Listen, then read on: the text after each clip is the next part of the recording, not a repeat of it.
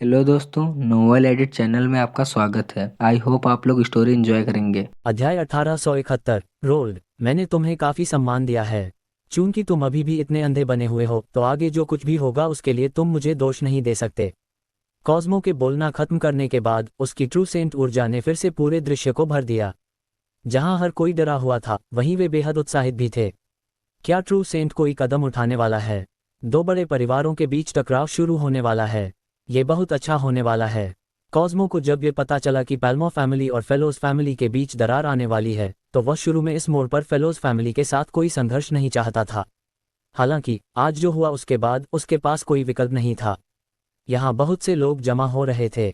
Lightfoot family ने उसके जैसा ट्रू सेंट भी भेजा था, इसलिए वह पीछे नहीं हट सकता था, वरना ये खबर तुरंत पूरे स्टार किंगडम में फैल जाएगी। लाइटफुट फैमिली ने खुद को काफी अपमानित कर लिया था। उनके पहले और दूसरे उत्तराधिकारी एक के बाद एक मारे गए थे। इतना समय बीत चुका था और वे अभी तक कातिल को नहीं पकड़ पाए थे। अगर किसी ने आग में थोड़ा और घी डाला तो लाइटफुट फैमिली स्टार किंगडम का सबसे बड़ा मजाक बन जाएगी। जैसे ही कॉस्मो ने कार्रवाई की, रोल्ड और अन्य लोगों के दिल तुरंत धड़कने लगे। साहिल ने उनसे जितना संभव हो सके समय बर्बाद करने के लिए कहा था। हालांकि एक बार जब कॉस्मो ने कदम उठाया तो कोई भी उसका विरोध नहीं कर सकता था, सिवाय टाई के, जो खुद भी एक ट्रू सेंट था। हालांकि यह असंभव था कि टाई फेलोज फैमिली की मदद करेगा। इस प्रकार वे केवल खुद पर निर्भर रह सकते थे। जब कॉस्मो ने अपनी ट्रू सेंट ऊर्जा छोड़ी, रुको! रोल्ड, वलेरियो और एल्बर एक साथ चिल्लाए। उनके ऐसा कहने के बाद कोन ने तुरंत मजाक उड़ाया। क्यों? क्या तुम अब पछता रहे हो? क्या तुम डर गए हो? वह कौन जिद्दी था जिसने अभी कहा था कि कोई भी साहिल को ट्रेजर ट्रोव से तब तक नहीं ले जाएगा जब तक वह खुद बाहर नहीं निकल जाता।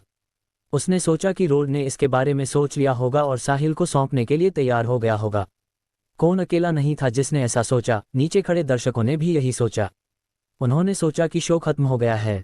हालांकि साहिल जैसे लेजेंड को देखना अच्छा होगा जो अचानक प्रकट हुआ था। ज्यादातर लोगों के यहाँ आने का उद्देश्य साहिल से मिलना था। वे देखना चाहते थे कि यह लड़का कौन है। वह केवल 1000 साल का था, लेकिन वह लाइटफुट फैमिली के ट्रू सेंट ग्रैंड मास्टर को व्यक्तिगत रूप से बाहर आने के लिए मजबूर करने में सक्षम था। यह ऐसी चीज नहीं थी जो साधारण लोग हासिल कर सकें। फेलोज फैमिली के सभी सदस्य मुस्कुरा रहे थे। उन्होंने सोचा कि ग्रैंड मास्टर रोल्ड ने आखिरकार इसके बारे में सोच लिया है और फेलोज फैमिली की अस्थायी स्थिरता सुनिश्चित करने के लिए साहिल को लाइटफुट फैमिली को देने के लिए तैयार हैं। कौन? क्या तुम्हें उत्सुकता नहीं है कि फेलोज फैमिली साहिल की रक्षा के लिए इतना कुछ क्यों कर रही है? वह एक युवा है जिसकी उम्र 1000 साल से भी कम है, तो उसके पास इसके लिए क्या योग्यताएं हैं? रोल्ड ने कुछ देर सोचने के बाद पूछा। उसे साहिल के लिए समय खरीदने के लिए कुछ सोचना था, और यह कुछ ऐसा होना चाहिए था जिसमें सभी की दिलचस्पी हो। उसका मानना था कि हर कोई साहिल की पहचान के बारे में जानने के लिए उत्सुक था, जिसमें कॉस्मो भी शामिल था। इस प्रकार वह इस विषय का उपयोग कुछ समय के लिए देरी करने के लिए करेगा। जब रोल्ड ने यह सवाल पूछा तो कोन ने एक जिज्ञासु अभिव्यक्ति दिखाई। उसके बगल में बैठा कॉस्मो भी वैसा ही था। फेलोज फैमिली साहिल की रक्षा के लिए इतनी बेताब थी कि वे लाइटफुट फैमिली के साथ युद्ध करने के लिए भी तैयार थे। ऐसा क्यों था? ये वही था जिसके बारे में कॉस्मो हमेशा सोचता रहता था।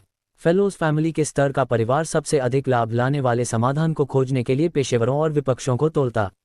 लाइटफुट फैमिली भी अलग नहीं थी। अध्याय 1872। इसलिए यह संभव था कि फेलोज फैमिली बिना किसी कारण के साहिल की मदद करने के लिए इतनी बड़ी कीमत चुकाएगी। जरूर कोई दूसरा कारक होगा जो बाहरी लोगों के लिए अज्ञात है। शायद साहिल ने फेलोज फैमिली को लाइटफुट फैमिली के साथ युद्ध में जाने का एक कारण दिया था, या उसने उन्हें कोई अन्य लाभ दिया था। संक्षेप में, फेलोज फैमिली के पास साहिल की मदद करने का कोई कारण जरूर होना चाहिए। नीचे तमाशा देख रही भीड़ भी उत्सुक थी। चूंकि रोल्ड ने यह सवाल पूछा था, इसलिए उसे जल्द ही यह खुलासा करना चाहिए कि साहिल इतना खास क्यों था। वे सभी इसका इंतजार कर रहे थे। मैं वास्तव में उत्सुक हूं, इसलिए मुझे बताओ, तुम्हारा परिवार साहिल की मदद क्यों कर रहा है? कौन ने पूछा। इस सवाल का जवाब देने के लिए हमें साहिल की पहचान से शुरुआत करनी होगी। रोल्ड ने उन्हें सस्पेंस में रखा। उसका उद्देश्य समय की देरी करना था, इन लोगों को भ्रमित करना नहीं। जब तक साहिल बाहर आता तब तक फेलोज फैमिली का मिशन पूरा हो चुका होता। साहिल की पहचान। जहां तक मुझे पता है, साहिल बस एक लड़का है जो कहीं से भी अचानक आ गया है। उसकी किस तरह की पहचान हो सकती है? मैंने स्टार किंगडम की सभी शीर्ष शक्तियों की जांच की है और खुराना उपनाम वाला कोई भी व्यक्ति नहीं है। कौन? क्या तुम्हें लगता है कि कहीं से भी अचानक आ जाने वाला कोई बच्चा नीलामी में केवल आर्किमिडीज को चिढ़ाने के लिए 11 ट्रिलियन स्टार डॉलर्स खर्च कर सकता है? वह असली पैसा है। स्टार किंगडम के कितने युवा इतना पैसा खर्च कर सकते हैं? ये सच था। स्टार किंगडम के केवल 6 ही ऐसे युवा हो सकते हैं जो बिना पलक झपकाए एक बार में 11 ट्रिलियन स्टार डॉलर्स खर्च कर सकें। ऐसा नहीं था कि दूसरों के पास पैसा नहीं था, उन्हें पेशेवरों और विपक्षों को तौलना पड़ता था और देखना पड़ता था कि क्या यह इसके लायक है। लेकिन मैंने जांच की, ये लड़का पहले कभी नहीं दिखा और स्टार किंगडम की प्रमुख शक्तियों में साहिल खुराना के नाम से जाना जाने वाला कोई नहीं है। शायद वह भाग्यशाली है और उसे कोई अवशेष मिल गया है, इसलिए उसके पास पैसा है। कौन के बयान की कुछ संभावना थी, लेकिन इसके चांस कम थे। क्या खंडहर ढूंढना इतना आसान था? भले ही वह इसे खोजने के लिए पर्याप्त भाग्यशाली रहा हो, प्रवेश करने के बाद कितने लोग खजाने के साथ जीवित बाहर आ सकते थे? इसके अलावा साहिल केवल लगभग 1000 साल का था। संभवतः वह इस उम्र में बहुत मजबूत नहीं होगा। इन विभिन्न कारकों को ध्यान में रखते हुए ये और भी असंभव लग रहा था। कौन? तुम एक सेंट हो, लेकिन तुम इतने अदूरदर्शी हो। क्या तुम्हारी खोजें हर चीज का प्रतिनिधित्व कर सकती हैं? रोल्ड ने मजाक उड़ाया। तुम्हारा मतलब? कौन वह कहने ही वाला था जो उसके मन में था। हालांकि उसे कॉस्मो की एक नज़र ने रोक दिया। इसमें स्टार किंगडम के रहस्य शामिल थे। कोई इसके बारे में जानने के लिए तभी योग्य होता था जब वह एक सेंट हो। इसलिए वे नीचे के उन लोगों को नहीं जानने दे सकते थे। कौन को भी इसका एहसास हुआ और उसने तुरंत अपना मुंह बंद कर लिया, आगे बोलना जारी नहीं रखा। उसकी अचानक खामोशी ने नीचे के लोगों को असहज कर दिया। कॉस्मो ने हाथ हिलाया, आकाश को जमीन से अलग कर दिया। नीचे के लोग केवल उन्हें देख सकते थे, लेकिन उन्हें बोलते हुए नहीं सुन सकते थे। फिर उसने पूछा, रोल्ड, इधर उधर की बातें बंद करो। साहिल कौन है? वह कहाँ से आया है? उसने किससे सीखा है? मुझे वह सब बताओ जो तुम जानते हो। अगर मैं उससे खुश हुआ तो मेरा परिवार इस मामले को आगे नहीं बढ़ाएगा। टाई और एंडर्स, जो दूसरी तरफ खड़े थे, भी दिलचस्पी ले रहे थे और एक ही समय में जिज्ञासु नजरें डाल रहे थे। वे रोल्ड के जवाब का इंतजार कर रहे थे। हालांकि भले ही वे उत्सुक थे, उन्हें परवाह नहीं थी। लाइटफुट फैमिली को कुछ शंकाएं थीं। उन्हें डर था कि साहिल के पीछे स्टार किंगडम के अंधेरे में छिपा कोई शक्तिशाली व्यक्ति हो सकता है। हालांकि पैल्मो फैमिली डरी नहीं थी। एक सेक्रेड सेंट स्टार किंगडम की सबसे मजबूत युद्ध शक्ति थी। इसके अलावा पैल्मो फैमिली के पास पहले से ही एक सेक्रेड सेंट था और वह पहले से ही अजेय थी। जब तक वे ऐसा कुछ नहीं करते जिससे मनुष्यों को धोखा मिले और मनुष्यों और देवताओं दोनों का क्रोध भड़के, तब तक पैल्मो फैमिली स्टार किंगडम की शीर्ष शक्तियों में से एक के रूप में मजबूती से बैठी रहेगी। स्थिति चाहे कितनी भी क्यों न बदल जाए, इससे पैल्मो फैमिली पर रत्ती भर भी प्रभाव नहीं पड़ेगा। यह एक सेक्रेड सेंट की निवारक शक्ति थी। अध्याय 1873। रोल्ड लगातार सोच रहा था कि वह कॉस्मो को कैसे रोक सकता है और उसे कदम उठाने से कैसे रोक सकता है। वह साहिल की सहमति के बिना सच्चाई नहीं बता सकता था। हालांकि कॉस्मो का धैर्य जवाब दे गया था, इसलिए उसे कुछ कहना ही पड़ा। वह केवल इतना कर सकता था कि कॉस्मो को हिचकिचाने के लिए परोक्ष रूप से और स्पष्ट रूप से संकेत दे सके। इस तरह वह इतनी जल्दी कार्रवाई नहीं करेगा। रोल्ड ने अपने विचारों को फिर से व्यवस्थित किया और कहा, मैं साहिल की सहमति के बिना उसकी पहचान बताने की हिम्मत नहीं करता। मैं तुम्हें केवल इतना बता सकता हूं कि उसकी पृष्ठभूमि तुम्हारी कल्पना से कहीं परे है। कॉस्मो, यदि तुम उसके विरुद्ध कार्रवाई करने का साहस करते हो तो लाइटफुट फैमिली जल्द ही बड़ी मुसीबत में पड़ जाएगी। मैं बस इतना ही कह सकता हूं। अब ये तुम पर निर्भर है कि तुम मुझ पर विश्वास करते हो या नहीं। क्या तुम मुझे डराने की कोशिश कर रहे हो? कॉस्मो ने ठंडे स्वर में पूछा। मैं सच कह रहा हूं। रोल्ड, क्या तुम्हें लगता है कि यदि तुम स्पष्ट रहोगे तो मैं हिचकिचाऊंगा और कदम उठाने की हिम्मत नहीं करूंगा? तुम मुझे कम आंक रहे हो। भले ही साहिल की पृष्ठभूमि महान हो, लाइटफुट फैमिली को कोई डर नहीं है। मैं तुम्हें एक और मौका देता हूं। मुझे साहिल की विशिष्ट जानकारी चाहिए। वह कहाँ से आया है? उसका मास्टर कौन है? क्या तुम मुझे बताने जा रहे हो? मैं कहने की हिम्मत नहीं करता, रोल्ड ने बहादुरी से जवाब दिया। फिर मैं तुम्हारी मदद करूंगा। कॉस्मो के बोलना खत्म करने के बाद उसके सामने 2 अंतरिक्ष दरारें दिखाई दीं। उसने जल्दी से अपना हाथ सीधा अंदर डाल दिया। अगले ही पल वलेरियो और एल्बर के पीछे से 2 हाथ दिखाई दिए। इससे पहले कि वे प्रतिक्रिया दे पाते, हाथों ने उनकी गर्दन पकड़ ली और उन्हें अंतरिक्ष दरार में खींच लिया। उसके बाद उन्हें कॉस्मो के सामने दरार से बाहर खींच लिया गया। एक ट्रू सेंट बहुत तेज था और उसने वह सब लगभग तुरंत ही कर दिया। यहाँ तक कि रोल्ड, जो एक प्री सेंट था, के पास भी प्रतिक्रिया करने का समय नहीं था। वलेरियो और एल्बर की तो बात ही छोड़ दे, जो अभी तक सेंट्स नहीं थे। बस एक पल में वलेरियो और एल्बर ने स्थान बदल लिया और अब कॉस्मो द्वारा पकड़े हुए थे। जैसे ही उन्होंने अपनी गर्दन पर हाथ की शक्ति महसूस की, उन दोनों की आंखों में आतंक के भाव आ गए। एक ट्रू सेंट के लिए उन्हें मारना बहुत आसान था। इसके अलावा कॉस्मो ने इसे करने का साहस किया। उन दोनों ने पहले ही साहिल को कार्य पूरा करने में मदद की थी और अब साहिल पहले से ही अपने मास्टर से संपर्क कर रहा था। इस समय न तो वलेरियो और न ही एल्बा मरना चाहते थे, क्योंकि वे आखिरकार आशा की एक किरण देख रहे थे। वे दोनों अपने दिल में प्रार्थना कर रहे थे कि साहिल जल्दी आ जाए। कॉस्मो, रुको! रोल्ड तुरंत चिल्लाया। साथ ही उसने अपने दिल में लाचारी की एक प्रबल भावना महसूस की। ट्रू सेंट्स की ताकत ऐसी ही थी। एक प्री सेंट के रूप में रोल्ड के पास विरोध करने की योग्यता भी नहीं थी। वह केवल असहाय होकर देख सकता था, क्योंकि फेलोज फैमिली के दो महत्वपूर्ण वंशजों को उसके ठीक सामने कॉस्मो ने पकड़ लिया था। रोल्ड, क्या तुम मुझे साहिल के बारे में और बताने जा रहे हो? यदि तुम नहीं बताते तो मैं फेलोज फैमिली के दो वंशजों को नरक भेज दूंगा, ताकि उन्हें लाइटफुट फैमिली के दो उत्तराधिकारियों के साथ दफनाया जा सके। यह मत सोचो कि मैं हिम्मत नहीं करूंगा, वरना तुम्हें पछताना पड़ेगा। कॉस्मो के बोलना खत्म करने के बाद उसने अपनी पकड़ मजबूत कर ली। वलेरियो और एल्बर के चेहरों पर तुरंत दर्द भरी अभिव्यक्तियां दिखाई दीं। ऐसा लगा कि कॉस्मो को ऐसा करने में कोई झिझक नहीं थी। इन दोनों को पकड़ने का उद्देश्य रोल्ड से साहिल के बारे में वास्तविक जानकारी निकालना था। अगर कॉस्मो में हिम्मत नहीं होती तो उसने ऐसा क्यों किया होता? वह सिर्फ साहिल को पकड़ सकता था।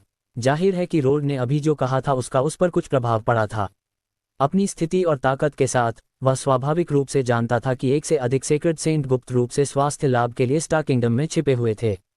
कॉस्मो भी ऐसे व्यक्ति को नाराज करने से डरता था, यहाँ तक कि एक घायल सेक्रेड सेंट भी लाइटफुट फैमिली के लिए बहुत अधिक था। पछताने से सुरक्षित रहना बेहतर था। अगर कॉस्मो ने गलत कदम उठाया तो वह पूरा खेल हार सकता था। लाइटफुट फैमिली के दो सर्वोच्च रैंकिंग वाले ट्रू सेंट ग्रैंड मास्टर्स में से एक के रूप में कॉस्मो को भी सावधानी बरतनी थी। जब जमीन पर मौजूद फेलोज फैमिली ने कॉस्मो को अपने हाथों में वलेरियो और एल्बर को पकड़े हुए देखा तो वे सभी चिल्ला उठे। इस बीच अन्य लोगों ने ऐसा व्यवहार किया जैसे कि इससे उनका कोई लेना देना नहीं है और वे शो का आनंद ले रहे थे। अध्याय 1874। कुछ लोग नहीं चाहते थे कि एल्बर मारी जाए। आखिरकार वह इतनी विनाशकारी सुंदर महिला थी। कुटिल इरादों वाले लोग भी थे जिन्होंने सोचा कि उसका मरना ही बेहतर होगा, क्योंकि वे उसे पा नहीं सकते थे। अगर वे उसे नहीं पा सकते थे तो किसी और को भी नहीं मिलना चाहिए। परस्पर विरोधी विचारों वाले लोगों ने फिर से धीमी आवाज में चर्चा शुरू कर दी। फेलोज फैमिली के ट्रू सेंट्स कहाँ हैं? वे किसी को बाहर क्यों नहीं भेजते? अगर चीजें इसी तरह चलती रहीं तो मिस फेलोज जैसी खूबसूरत महिला का मारा जाना शर्म की बात होगी। इसमें इतना शर्मनाक क्या है? मिस फेलोज चाहे कितनी भी खूबसूरत क्यों न हो, वैसे भी हम उन पर हाथ नहीं डाल सकते। यहाँ हर कोई उन्हें केवल दूर से देख सकता है। अंत में वह अभी भी मास्टर एंडर्स के पास ही जाएंगी और उनकी अनन्य संपत्ति बन जाएंगी। तुम इतने दुष्ट क्यों हो? क्या तुम उसे नष्ट करना चाहते हो सिर्फ इसलिए कि तुम उसे पा नहीं सकते? कितना भयानक है! क्या मैं हूं? क्या तुम अपनी देवी को अन्य पुरुषों के खेलने की चीज बनते हुए स्वीकार कर सकते हो? देखा, तुम नहीं कर सकते। हर कोई एक जैसा है, इसलिए कोई भी दूसरे से बेहतर नहीं है। साहिल बिस्तर पर बैठा और अचानक अपनी आंखें खोल दीं। उसकी आंखों में नग्न आंखों से दिखने वाली एक रोशनी चमक उठी। उसका बॉडी स्तर पार कर चुका था। अभी वह एक ट्रू सेंट था। उसके शरीर में और सुधार हुआ था और उसकी ताकत काफी बढ़ गई थी। हालांकि ये पर्याप्त नहीं था। समय की कमी थी और वह नहीं जानता था कि बाहर क्या हो रहा है। वह ये भी नहीं जानता था कि रोल्ड कब तक लाइटफुट फैमिली को देरी करा सकता है। इससे पहले कि वह अपने शरीर की जांच कर पाता, साहिल ने सिस्टम पैनल खोल दिया। वह जानता था कि उसे जल्दी से अपनी ताकत में सुधार करने की जरूरत है। लाइटफुट फैमिली का ट्रू सेंट किसी भी समय हमला करना शुरू कर सकता था। उसका बॉडी ट्रू सेंट लेवल 1 तक पहुंच गया था और उसके पास 1,715,348 लैविश पॉइंट्स बचे थे। अब उसे अपनी माइंड पावर को अपग्रेड करने की जरूरत थी। बॉडी और माइंड के अपग्रेड होने के बाद ही वह देर से आने वाले ट्रू सेंट रैंक तक अपग्रेड करना जारी रख सकता था। फिर साहिल ने माइंड के पीछे के प्लस साइन पर क्लिक किया। एक खिड़की खुली। इस ब्रेकर थ्रू में 10 लाख लैविश पॉइंट्स खर्च होंगे। ब्रेकर थ्रू के बाद मेजबान की mind power pre saint level 10 से ट्रू सेंट लेवल 1 हो जाएगी। कृपया आगे बढ़ने के लिए पुष्टि करें। वहां अभी भी 2 विकल्प थे, हाँ और नहीं। साहिल ने हाँ चुना। सिस्टम गायब हो गया और फिर साहिल के मस्तिष्क में दर्द महसूस होने लगा। जैसे जैसे समय बीतता गया, दर्द और भी तीव्र होता गया। चूंकि उसके पास अनुभव था, वह जानता था कि यह उसकी माइंड पावर में तेजी से वृद्धि के कारण हुआ था। यह उसके शरीर के ब्रेकर थ्रू से कहीं अधिक कष्टदायक होगा। एक शारीरिक दर्द था जबकि दूसरा मानसिक दर्द था। अगर उसे चुनना होता तो साहिल शारीरिक रूप से प्रताड़ित होना ज्यादा पसंद करता। उसे होश में रहने और बेहोश न होने के लिए कड़ी मेहनत करनी पड़ी। अगर वह इसे संभाल नहीं पाता और बेहोश हो जाता तो वह नहीं जान पाता कि चीजें कैसे विकसित होंगी। हो सकता है कि वह फिर कभी न जागे। माइंड पावर का दूसरा नाम सोल पावर था। यह मानव शरीर में एक बहुत ही महत्वपूर्ण शक्ति थी। यदि कुछ गलत हो जाता, तो यदि परिणाम मामूली होते तो मेजबान एक बेवकूफ़ बन जाता। हालांकि यदि वे गंभीर होते तो मेजबान एक जीवित मृत व्यक्ति बन जाता। साहिल ने लापरवाह होने की हिम्मत नहीं की, इसलिए वह केवल इस दुर्बल मानसिक यातना को सह सकता था। अध्याय 1875। रोल्ड सीधे कॉस्मो की ओर देख रहा था। उसने अपने दांत पीस लिए और अपनी मुट्ठियां भींच लीं। उसके दिल में एक भीषण युद्ध चल रहा था। वह वलेरियो और एल्बर को अपने सामने मरते हुए नहीं देख सकता था। हालांकि उसे चिंता थी कि अगर उसने कॉस्मो को साहिल की स्थिति के बारे में बताया तो साहिल और उसका मास्टर खुश नहीं होंगे। अगर ऐसा हुआ तो फेलोज फैमिली ने जो कुछ भी किया वह व्यर्थ हो जाएगा। मुझे क्या करना चाहिए? मुझे इस मामले में कैसे आगे बढ़ना चाहिए?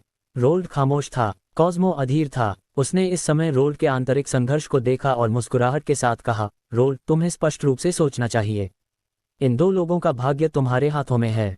यदि तुम गलत चुनाव करते हो तो पीछे मुड़ने का कोई रास्ता नहीं है। कॉस्मो, क्या तुम सच में साहिल की पहचान जानना चाहते हो? रोल्ड ने गहरी सांस लेने के बाद पूछा। तुम्हें क्या लगता है? मैं तुम्हें बता सकता हूं, लेकिन तुम फेलोज फैमिली में किसी को नुकसान नहीं पहुंचा सकते। एक भीषण संघर्ष के बाद रोल्ड ने वैसे भी सब कुछ सच बताने का फैसला किया। साहिल के साथ उसके संपर्क को देखते हुए दूसरा पक्ष कोई सनकी और मूडी व्यक्ति नहीं था। इसके अलावा एल्बर और साहिल का एक असामान्य रिश्ता था और वे फेलोज फैमिली और साहिल के बीच संबंध का एकमात्र स्रोत थे। अगर एल्बर कॉस्मो के हाथों मर गई तो यह फेलोज फैमिली के लिए कुछ बेहतर नहीं हो सकता था। साहिल के साथ उनका रिश्ता बस टूट सकता था।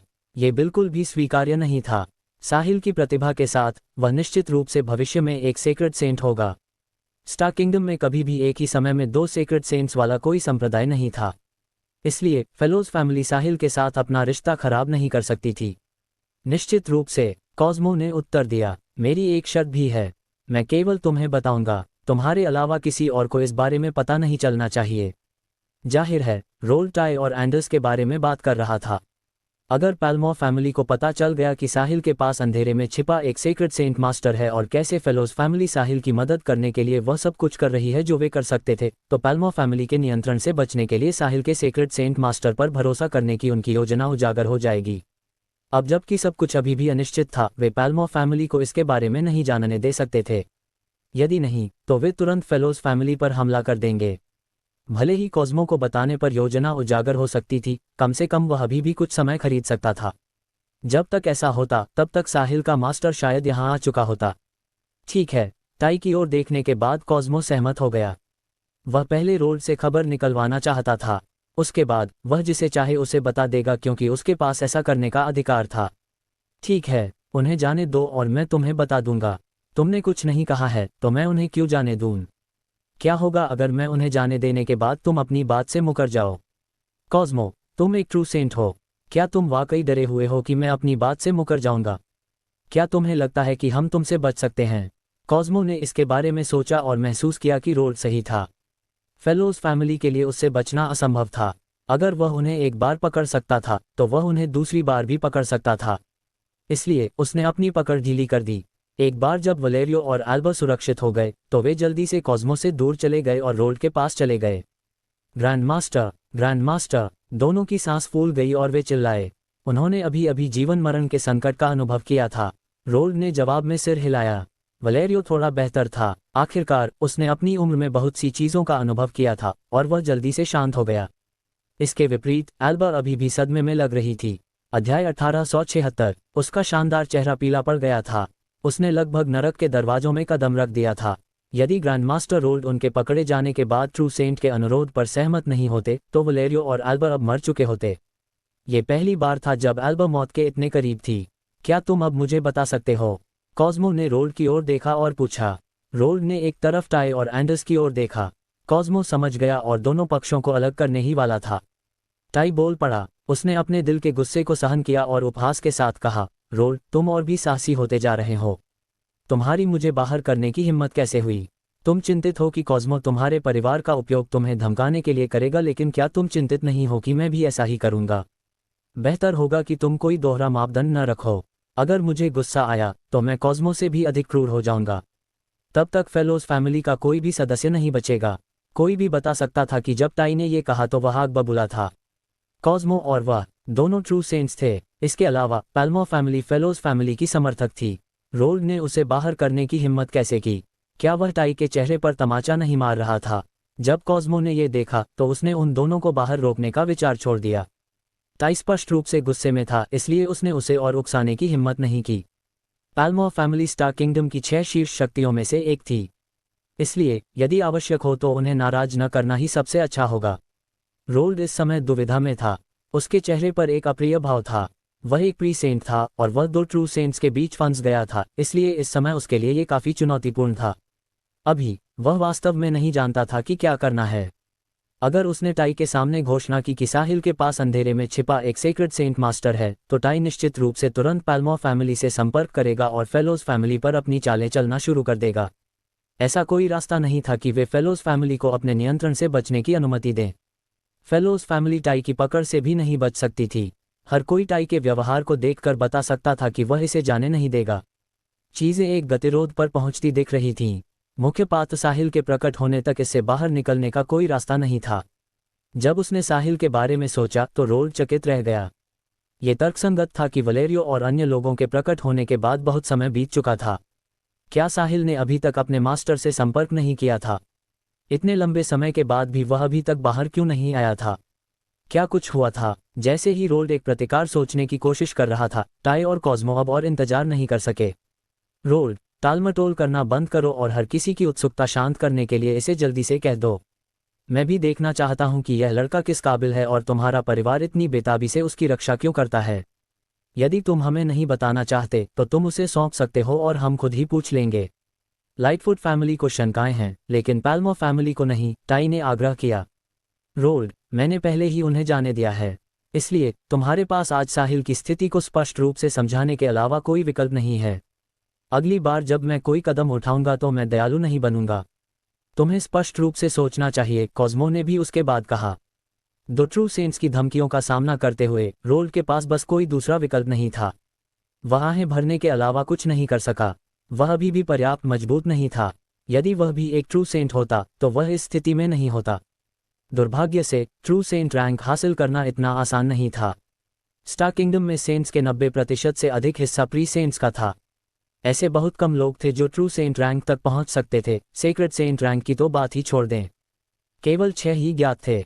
भले ही कुछ अंधेरे में छिपे हों, लेकिन वे बहुत अधिक नहीं होंगे। फेलोज फैमिली के पास सीक्रेट सेंट्स नहीं थे और उनके पास भारी मात्रा में धन था, इसलिए वे इस स्थिति में थे। चूंकि तुम सब जानना चाहते हो, तो इससे पहले कि रोल्ड अपनी बात पूरी कर पाता, एक और आवाज ने उसे बीच में ही रोक दिया। तो फिर मुझे बताने दो। अध्याय 1877। अचानक प्रकट हुई आवाज को सुनकर रोल्ड उत्साहित हो गया। उसी समय उसका शरीर शांत हो गया। 2 ट्रू सेंट्स के बीच होने के दबाव को कोई भी नहीं झेल सकता था। अब वह आखिरकार मुक्त था।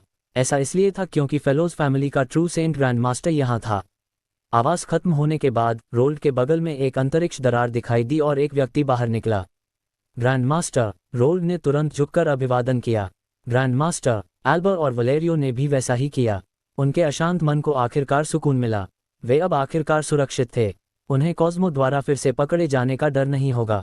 सीडर, दूर खड़े टाई और कॉस्मो ने उदासी भरे स्वर में प्रकट हुए व्यक्ति का नाम पुकारा। वे जानते थे कि जैसे ही सीडर आएगा, चीजें बदल जाएंगी। कम से कम वे अब रोल्ड को और नहीं धमका सकते थे। उन्हें कोई दूसरी लंबी योजना सोचनी थी। टाई, कॉस्मो, बहुत समय बाद मिले। सीडर ने आधी मुस्कान के साथ उनका अभिवादन किया। सीडर, तुम बिल्कुल सही समय पर आए हो। तुम्हारा परिवार मेरे परिवार के वांछित अपराधी की रक्षा क्यों कर रहा है? क्या तुम मेरे परिवार के साथ युद्ध शुरू करने की कोशिश कर रहे हो? कॉस्मो सबसे पहले झपटा। मैं भी तुमसे पूछना चाहता हूँ, सीडर, फेलोज फैमिली ने पैल्मो फैमिली के पहले उत्तराधिकारी पर हमला करने की हिम्मत कब से की? क्या तुम्हें लगता है कि अब जब तुम बड़े हो गए हो तो पैल्मो फैमिली बेकार हो गई है? टाई ने उसके बाद सवाल किया। रोल्ड, यह क्या हो रहा है? सीडर की भौहें तन गईं। वह लाइटफुट फैमिली और साहिल के बारे में जानता था। साहिल की मदद करना और आशा की एक किरण खोजना भी परिवार का ही निर्णय था। वे अब पैल्मो फैमिली का सामना क्यों कर रहे थे? ग्रैंड मास्टर एंडर्स, उस बदमाश ने फेलोज फैमिली को पैल्मो फैमिली द्वारा पाला गया कुत्ता कहा। मुझे गुस्सा आ गया था, इसलिए मैंने उसे पकड़ने की कोशिश की और फिर पैल्मो फैमिली से स्पष्टीकरण मांगा, लेकिन बात नहीं बनी। इसके बजाय मुझे टाई ने चोट पहुंचाई, रोल्ड ने समझाया। जब सीडर ने यह सुना तो उसकी आंखों में एक ठंडी रोशनी चमक उठी और उसने सीधे एंडर्स की ओर देखा। तुमने सच में ऐसा कहा? सीडर द्वारा घूरे जाने से एंडर्स की खोपड़ी झंझना गई। ट्रू सेंट की शक्ति ऐसी चीज नहीं थी जिसे उसके जैसा प्री सेंट सहन कर सके। सिर्फ एक नज़र ही उसकी पीठ में सिहरन पैदा कर सकती थी। एंडर्स जवाब देने ही वाला था। टाई एक कदम आगे था। एंडर्स अभी युवा है। कभी कभी एक युवा के लिए अपनी भावनाओं को नियंत्रित करने में विफल होना और गुस्से में कुछ कह देना अपरिहार्य होता है। ये समझने योग्य है। गुस्से में कही गई कोई बात। मुझे ऐसा क्यों लग रहा है कि तुम्हारा परिवार वास्तव में ऐसा ही महसूस करता है। मुझे डर है कि तुम्हारी राय में फेलोज फैमिली एक कुत्ते से अलग नहीं है। सीडर ने उपहास किया। सीडर, तुम्हारा क्या मतलब है? कुछ नहीं। चूंकि तुम्हारे परिवार ने पहले हमारा अपमान किया, इसलिए मेरे परिवार का हमला करना समझ में आता है। इसके अलावा हमने किसी को चोट नहीं पहुंचाई, है ना? क्या तुम ये कह रहे हो कि फेलोज फैमिली के लिए दूसरों को चोट पहुंचाना तर्कसंगत है? क्या तुम ये कह रहे हो कि दूसरों को चोट पहुंचाना गलत है, लेकिन दूसरों को कुत्ता कहना सही है? क्या ये पैल्मो फैमिली का पहला उत्तराधिकारी है? क्या स्टार किंगडम की 6 शीर्ष शक्तियों में से एक ने गंभीरता से ऐसी चीज को विकसित किया है? टाई हक्का बक्का रह गया। दोनों बस एक दूसरे को इसी तरह घूरते रहे और उनमें से कोई भी समझौता करने को तैयार नहीं था। कॉस्मो ने इस समय बीच में टोकते हुए कहा, सीडर, क्या तुमने वह नहीं सुना जो मैंने कहा? तुम्हारे परिवार के कार्यों का क्या अर्थ है? क्या तुम युद्ध शुरू करना चाहते हो? अगर तुम लड़ना चाहते हो तो फेलोज फैमिली तुम्हें समायोजित कर सकती है, सीडर ने बिना किसी हिचकिचाहट के जवाब दिया। तो क्या तुम साहिल की रक्षा करने के लिए दृढ़ हो? साहिल मेरे परिवार का मेहमान है, तो क्या उसे सुरक्षित रखना सामान्य नहीं है? साहिल मेरे परिवार का एक वांछित व्यक्ति है और तुम उसकी रक्षा करके युद्ध को उकसा रहे हो। जैसा कि मैंने पहले कहा, यदि तुम लड़ना चाहते हो तो हम तुम्हें समायोजित कर सकते हैं। ठीक है सीडर, तुमने यही कहा था। आज मैं देखना चाहता हूं कि इन सभी वर्षों के बाद तुम्हारे भीतर क्या सुधार हुआ है। कॉस्मो गुस्से में था। मैं तुम्हारे साथ अंत तक लड़ूंगा। सीडर ने कोई कमजोरी नहीं दिखाई। ये देखते हुए कि दोनों लड़ने ही वाले थे, एंडर्स ने टाई की ओर देखा और वॉयस ट्रांसमिशन के माध्यम से कहा, ग्रैंड मास्टर, फेलोज फैमिली बहुत अहंकारी होती जा रही है और वे हमारा बुरी तरह अनादर कर रहे हैं। मुझे लगता है कि उन्होंने पहले ही पैल्मो फैमिली से अलग होने का मन बना लिया है। क्यों न हम इस अवसर का लाभ उठाकर लाइटफुट फैमिली के साथ मिलकर उन्हें सबक सिखाएं, वरना वे हमें और भी नीची नज़र से देखेंगे। एंडर्स के मन में फेलोज फैमिली के प्रति गहरा रोष था।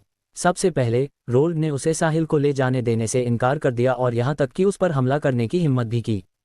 फिर एल्बन ने स्टार किंगडम में इतने सारे लोगों के सामने अपना नकाब उतार दिया जिससे उसे शर्मिंदगी उठानी पड़ी।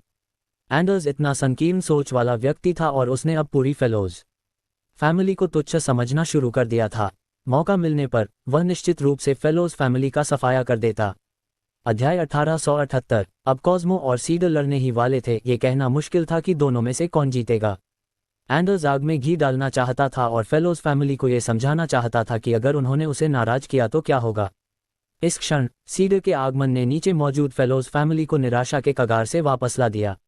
वे अपने ग्रैंडमास्टर को उत्साह के साथ देख रहे थे और उनकी खुशी शब्दों से परे थी। मोबी ने हवा में मौजूद 3 ट्रू सेंट्स को देखा। उसकी भौहें और भी गहरी तंग गईं। हालांकि वह सुन नहीं सकता था कि वे क्या कह रहे थे, लेकिन वह उनके हाव भाव से बता सकता था कि कुछ भी अच्छा नहीं होने वाला है। हर कोई जो ट्रू सेंट रैंक तक पहुंच सकता था वह अत्यंत गर्वित होता था और वे अन्य ट्रू सेंट्स के सामने नहीं झुकते थे। कोई कल्पना ही कर सकता था कि जब 3 ट्रू सेंट्स एक साथ मिलेंगे तो क्या होगा। यह अब उसके नियंत्रण में नहीं था। मोबी केवल सेंट्स एसोसिएशन को खबर वापस भेज सकता था और उनके द्वारा यहाँ किसी को भेजने का इंतजार कर सकता था। उस व्यक्ति को कम से कम एक ट्रू सेंट होना ही चाहिए। ये और भी बेहतर होगा यदि प्रमुख स्वयं यहाँ आए। स्टार किंगडम में कोई भी प्रमुख का अनादर करने की हिम्मत नहीं करता था। हालांकि मोबी जानता था कि स्टार किंगडम के नंबर 1 के रूप में इस बात की उच्च संभावना थी कि प्रमुख ट्रू सेंट्स के बीच के मामले में भाग नहीं लेंगे। वह केवल तभी दिखाई देंगे जब 2 सेक्रेट सेंट्स के बीच टकराव होगा। ट्रेजर ट्रोव की गहराई में साहिल ने फिर से अपनी आंखें खोलीं। फिर उसने सांस छोड़ी। उसकी mind power true saint rank तक पहुंचने के बाद उसे ऐसा महसूस हुआ जैसे वह बहुत अधिक रिलैक्स हो गया है। उसे ऐसा लगा जैसे वह पियक्कड़ों की दुनिया में एकमात्र जागरूक दिमाग है। इससे पहले कि वह इस एहसास का आनंद ले पाता, साहिल ने सिस्टम खोला। उसका बॉडी और माइंड दोनों ट्रू सेंट लेवल 1 तक पहुंच गए थे। उसके पास केवल 715,348 लैविश पॉइंट्स बचे थे। अब वह अपना बॉडी बढ़ा सकता था। प्रत्येक वृद्धि के साथ उसे 1 लाख लैविश पॉइंट्स की आवश्यकता होगी। 710,000 लैविश पॉइंट्स के साथ ये साहिल के लिए अपने बॉडी को ट्रू सेंट लेवल 8 तक बढ़ाने के लिए पर्याप्त था। ट्रू सेंट लेवल 8 देर से आने वाला ट्रू सेंट रैंक होगा। यह उसके लिए अपने सामने मौजूद संकट को संभालने के लिए पर्याप्त होगा। उसने अपग्रेड करना जारी रखने का फैसला किया। बॉडी पर क्लिक करने के बाद एक खिड़की दिखाई दी। इस अपग्रेड में 100,000 लैविश पॉइंट्स खर्च होंगे। अपग्रेड के बाद मेजबान का शरीर ट्रू सेंट लेवल 1 से ट्रू सेंट लेवल 2 हो जाएगा। कृपया पुष्टि करें कि आगे बढ़ना है या नहीं।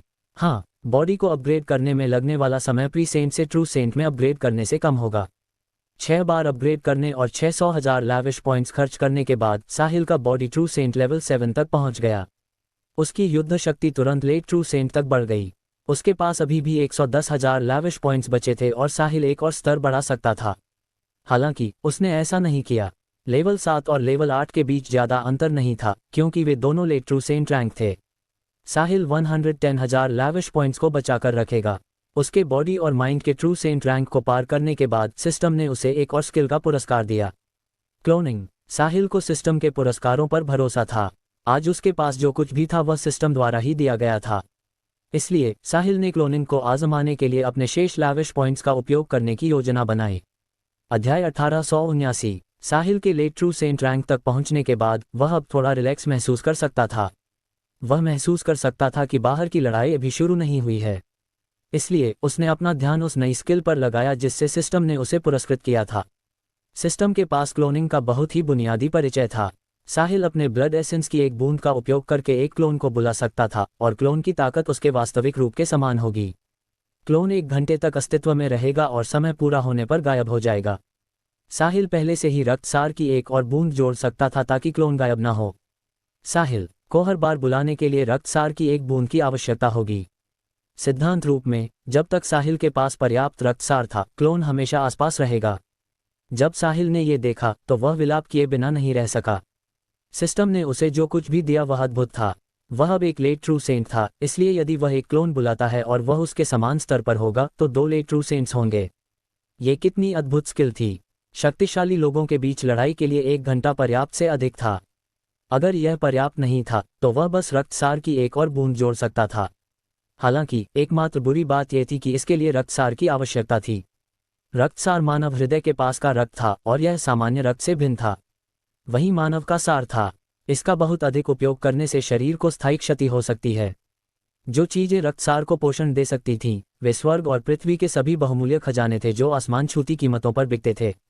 ये लगभग वैसा ही था जैसा माइंड पावर बढ़ाने के लिए उपयोग किया जाता था। हालांकि रक्तसार की एक बूंद ट्रू सेंट की अतिरिक्त युद्ध शक्ति जितनी महत्वपूर्ण नहीं थी। साहिल ने क्लोनिंग पर क्लिक किया और एक खिड़की दिखाई दी। क्लोनिंग की स्किल सीखने में 1 लाख लैविश पॉइंट्स खर्च होंगे। इसे सीखने के बाद मेजबान के समान ताकत वाले क्लोन को बुलाने के लिए रक्तसार की एक बूंद का उपयोग कर सकता है। क्लोन का प्रारंभिक जीवन काल 1 घंटा है, लेकिन मेजबान समय को बढ़ाने के लिए पहले से ही रक्तसार का उपयोग कर सकता है। क्लोन के गायब होने के बाद इसे रक्तसार की एक बूंद के साथ फिर से बुलाया जा सकता है। इसके अलावा क्लोन में कोई स्वायत्त क्षमता नहीं है और मेजबान को इसे नियंत्रित करने के लिए अपनी माइंड पावर का कुछ हिस्सा आवंटित करने की आवश्यकता है। कृपया पुष्टि करें कि सीखना है या नहीं। जब साहिल ने सिस्टम का रिमाइंडर देखा तो वह हैरान रह गया। इसे सीखने के लिए उसे 1 लाख लैविश पॉइंट्स की आवश्यकता थी। ये बहुत महंगा है। शुक्र है उसने पहले से ही 1 लाख लैविश पॉइंट सुरक्षित रखे थे। यदि नहीं तो वह ऐसी असाधारण स्किल नहीं सीख पाता, भले ही वह उसके ठीक सामने थी। वह एहसास बहुत कष्टदायक और असहज होता। उसे वह स्किल सीखनी ही थी जो उसे अपने समान ताकत वाला एक अतिरिक्त सहायक देगी, भले ही इसमें 10 लाख लैविश पॉइंट्स खर्च हों। आखिरकार उसके पास एक और लेट ट्रू सेंट क्लोन होगा। जब वह सेक्रेड सेंट रैंक तक पहुंचेगा तो उसके पास उसके साथ एक और सेक्रेड सेंट होगा। जैसे जैसे वह और अधिक शक्तिशाली होता जाएगा, उसके द्वारा बुलाया गया क्लोन भी अधिक से अधिक शक्तिशाली होता जाएगा। कोई कल्पना कर सकता है कि यह स्किल कितनी अद्भुत थी। इसके और अपनी बाकी स्किल के साथ साहिल अपने ही स्तर के 2 विरोधियों से लड़ सकता था। यदि वह उनमें से 3 या 4 से लड़ता तो ये भी संभव होता। हालांकि क्लोनिंग सीखने के बाद उसे स्वर्ग और पृथ्वी के उन खजानों को खोजने के लिए अपनी पूरी शक्ति लगानी होगी जो उसके रक्तसार को पोषण दे सकें। भले ही उसे इसकी आवश्यकता न हो, फिर भी तैयार रहना बेहतर होगा। साहिल ने क्लोनिंग सीखने के लिए हाँ चुना। 1 लाख लैविश पॉइंट्स गायब हो गए और क्लोनिंग के रहस्य उसके मस्तिष्क में दिखाई दिए। हर कोई क्लोनिंग का उपयोग नहीं कर सकता था क्योंकि क्लोन के पास शारीरिक स्वायत्तता नहीं होगी और उपयोगकर्ता को इसे कुछ माइंड पावर के साथ नियंत्रित करने की आवश्यकता होगी। कमजोर माइंड पावर वाले लोगों के लिए ये कठिन होगा। केवल साहिल जैसे मजबूत माइंड पावर वाले लोग ही खुद को प्रभावित किए बिना अपने क्लोन को नियंत्रित कर सकते थे। ये कहा जा सकता है कि क्लोनिंग सिस्टम द्वारा अपने मेजबान के लिए आवंटित विशेष स्किल थी। अध्याय 1880। भले ही दूसरों ने इसे सीखा हो, लेकिन उनके लिए इसका कोई उपयोग नहीं होगा जब तक कि उनका कोई विशेष सामना न हुआ हो जिससे उन्हें असामान्य रूप से उच्च माइंड पावर मिली हो। हालांकि स्टार किंगडम में ये लोग बहुत दुर्लभ थे और वे सेक्रेड सेंट से भी दुर्लभ थे। जब साहिल ने खुद को अपग्रेड करना समाप्त कर लिया और क्लोनिंग सीख रहा था, कॉस्मो और सीडर पहले से ही ट्रेजर ट्रोव के ऊपर लड़ रहे थे। ट्रू सेंट्स को गर्व था और वे अपने ही स्तर के लोगों के सामने नहीं झुकते थे। साथ ही दोनों परिवार लगभग एक ही स्तर पर थे। यदि उनमें से कोई भी झुक जाता तो क्या इसका मतलब यह नहीं होता कि उनका परिवार घटिया था? यदि इसमें उनके परिवार का गौरव शामिल हो तो कोई भी हार नहीं मानेगा। बूम! दोनों पक्षों के एक परीक्षण पंच के बाद जमीन को अवरुद्ध करने वाला अवरोध टूट गया। नीचे मौजूद भीड़ हवा में होने वाले शोर को फिर से सुन सकती थी।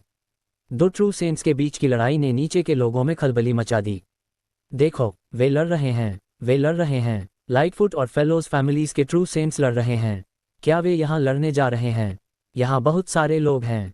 अगर उनमें से किसी ने छोटी सी भी गलती की तो हमें भागने का मौका नहीं मिलेगा। हाँ, ट्रू सेंट्स के बीच की लड़ाई की शॉकवेव हमें मार सकती है। एक छोटी सी गलती तो दूर की बात है। तो फिर हमें क्या करना चाहिए? क्या हमें अभी भाग जाना चाहिए?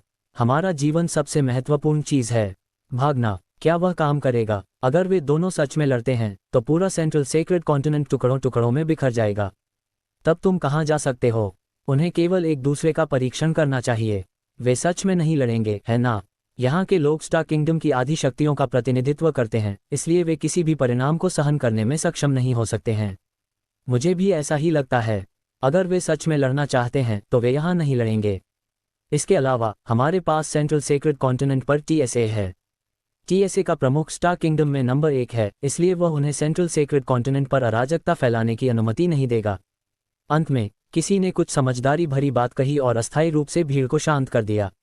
सेंट्रल सेक्रेड कॉन्टिनेंट वह स्थान था जहां सेंट्स एसोसिएशन के प्रमुख, जो स्टार किंगडम के नंबर 1 थे, शासन करते थे।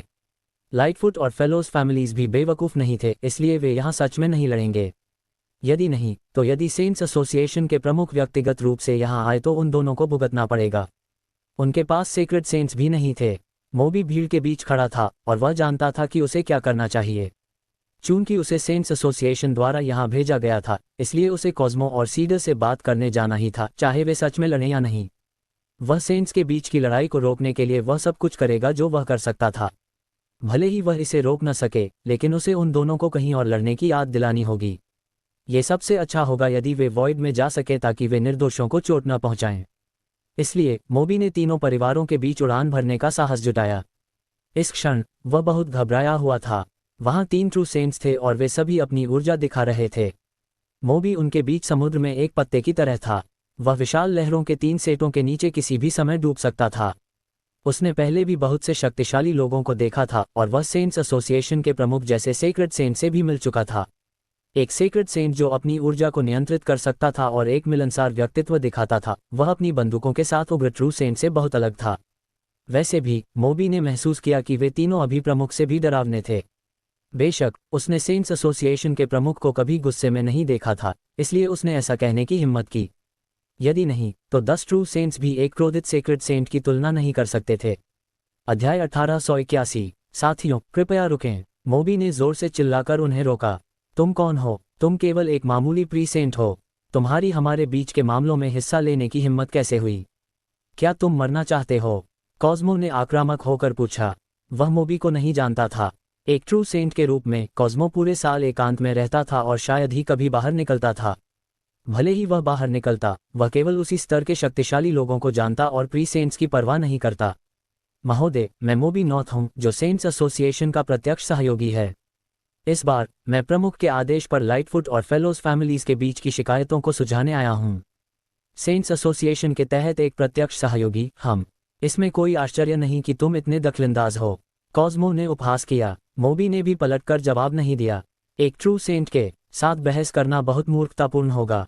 महोदय, TSA हमेशा स्टार किंगडम की शांति बनाए रखने के लिए प्रतिबद्ध रहा है और हमने इसके लिए बहुत प्रयास किए हैं। हम सभी स्टार किंगडम के सदस्य हैं, इसलिए कृपया कुछ भी करने से पहले 2 बार सोचें। मुझे यह मत बताओ मेरा परिवार अब 2 मृत उत्तराधिकारियों के साथ पीड़ित है। उससे बात करो। यदि तुम फेलोज फैमिली को हत्यारे को सौंपने के लिए मना सकते हो तो मैं स्वाभाविक रूप से अब इसका पीछा नहीं करूंगा। कॉस्मो ने अपनी आंखों से दूर सीडर की ओर इशारा किया। मोबी साहिल से मिला था, इसलिए वह उसके बारे में कुछ विवरण जानता था। ये भी स्पष्ट था कि फेलोज फैमिली साहिल को नहीं सौंप सकती थी। भले ही फेलोज फैमिली उसे सौंपने को तैयार होती, लाइटफुट फैमिली के पास उसे ले जाने की शक्ति होनी चाहिए थी। क्या तुम्हें लगता है कि तुम एक सेक्रेड सेंट के प्रत्यक्ष शिष्य को संभाल सकते हो? जब समय आएगा तो लाइटफुट फैमिली इस मुसीबत को जितना संभव हो सके उतनी दूर फेंकने के लिए बेताब हो सकती है। यदि आप लड़ना चाहते हैं तो कृपया वॉइड में चले जाएं। यहाँ बहुत सारे लोग हैं और उनमें से बहुत से स्टार किंगडम की युवा उत्कृष्ट प्रतिभाएं हैं। यदि आप सावधान नहीं रहे तो आप बहुत से लोगों की जान ले लेंगे और यह स्टार किंगडम के लिए एक बहुत बड़ा नुकसान होगा। कोई भी ऐसा होते नहीं देखना चाहता। मोबी ने विषय बदल दिया जब उसने देखा कि वह कॉस्मो का मन नहीं बदल सकता। वैसे भी उसे ज्यादा उम्मीद नहीं थी। वह सिर्फ एक प्री सेंट था और उसके लिए यह अवास्तविक होता कि वह 2 ट्रू सेंट्स को सिर्फ कुछ शब्दों के साथ हाथ मिलाने और शांति बनाने के लिए कहे। मोबी यहाँ केवल इसलिए आया क्योंकि उसके पास कोई विकल्प नहीं था। यदि वह यहाँ आकर कुछ नहीं कहता तो यदि बात बाहर निकल जाती तो कोई निश्चित रूप से सेंट्स एसोसिएशन को अक्षम कहता। प्रमुख को भी अपमानित होना पड़ता। कॉस्मो दंग रह गया। उसने उम्मीद नहीं की थी कि मोबी उनसे वॉइड में लड़ने के लिए कहने से पहले सीडर से बात नहीं करेगा। क्या उसे लगता है कि मैं कमज़ोर हूं इसलिए वह मुझे डरा सकता है? कॉस्मो, यहाँ बहुत से लोग हैं, इसलिए यदि तुम लड़ना चाहते हो तो चलो वॉइड में चलते हैं, सीडर ने कहा। जब वे दोनों कदम उठाने ही वाले थे, टाई ने एक कदम आगे बढ़ाया। क्या तुम लोग मेरे बारे में भूल गए? सभी ने टाई की ओर देखा। हर कोई लगभग भूल ही गया था कि पैल्मो फैमिली का ये ट्रू सेंट यहाँ सबसे उच्च पद वाला व्यक्ति था। टाई, तुम क्या चाहते हो? सीडर ने भौहें सिकोड़कर पूछा। उसके मन में एक बुरा एहसास था। क्या ये दोनों हाथ मिला रहे हैं? भले ही अभी टाई के साथ उसका थोड़ा संघर्ष हुआ था, लेकिन उसने इस बारे में ज्यादा नहीं सोचा था। पैल्मो और जिंजर फैमिलीज दुश्मन नहीं थे, लेकिन वे एक दूसरे के प्रति शत्रुतापूर्ण भी नहीं थे। जिंजर फैमिली लाइटफुट फैमिली की समर्थक भी थी, इसलिए सीडर की राय में टाई और कॉस्मो उसे हराने के लिए कभी मिलकर काम नहीं करेंगे। हालांकि अब स्थिति को देखते हुए टाई अचानक आगे खड़ा हो गया, जिससे ये स्पष्ट हो गया कि वह कार्रवाई करने वाला है। वह सीडर की कभी मदद नहीं करेगा, इसलिए संभावना थी कि वह कॉस्मो के साथ काम करेगा। कुछ नहीं, मैं बस चाहता हूं कि तुम जान लो कि फेलोज फैमिली चाहे कितनी भी मजबूत क्यों न हो, तुम हमसे कभी नहीं बचोगे, टाई ने एक ठंडी मुस्कान के साथ कहा। क्या तुम कॉस्मो के साथ हाथ मिला रहे हो? सीडर के चेहरे पर एक अप्रिय भाव था। नहीं, तुम गलत हो। हम बस ये परीक्षण करना चाहते हैं कि तुम कितने शक्तिशाली हो। हम हाथ मिलाने की योजना नहीं बना रहे हैं। टाई ने सिर हिलाया और गंभीरता से कहा। हाँ, सीडर, क्या तुमने वह सुना? यहाँ तक कि तुम्हारे परिवार का समर्थक भी तुम पर हमला करने में मेरी मदद कर रहा है। ये दर्शाता है कि तुम्हारा परिवार अपने युग के अंत पर है। हार मान लो, कॉस्मो ठहाका मारकर हंसा। ग्रैंड मास्टर रोल्ड एक तरफ से घबराहट में चिल्लाया। वलेरियो और एल्बा भी घबराई हुई नजरों से देख रहे थे। टाई, क्या ये तुम्हारी तरफ से है या पूरी पैल्मो फैमिली की तरफ से? सीडर ने गहरी आवाज में पूछा। क्या इसमें कोई अंतर है? बेशक, यदि ये तुम्हारी ओर से है तो ये हमारे बीच होगा। यदि ये तुम्हारे परिवार की ओर से है तो ये 2 परिवारों के बीच है। बस इसे मेरी ओर से समझो। मैं आज तुम्हारे साथ तकनीकों का आदान प्रदान करना चाहता हूँ। मैं देखना चाहता हूँ कि क्या तुमने इतने सालों के बाद सुधार किया है। टाई ने इसके बारे में सोचा और कहा। ग्रैंड मास्टर की मंजूरी मिलने से पहले उसने पूरे परिवार का प्रतिनिधित्व करते हुए फेलोज फैमिली के साथ विवाद करने का साहस नहीं किया। यदि वह ऐसा करता तो वह खुद को स्पष्ट नहीं कर पाता। टाई और सीडर एक ही स्तर पर थे।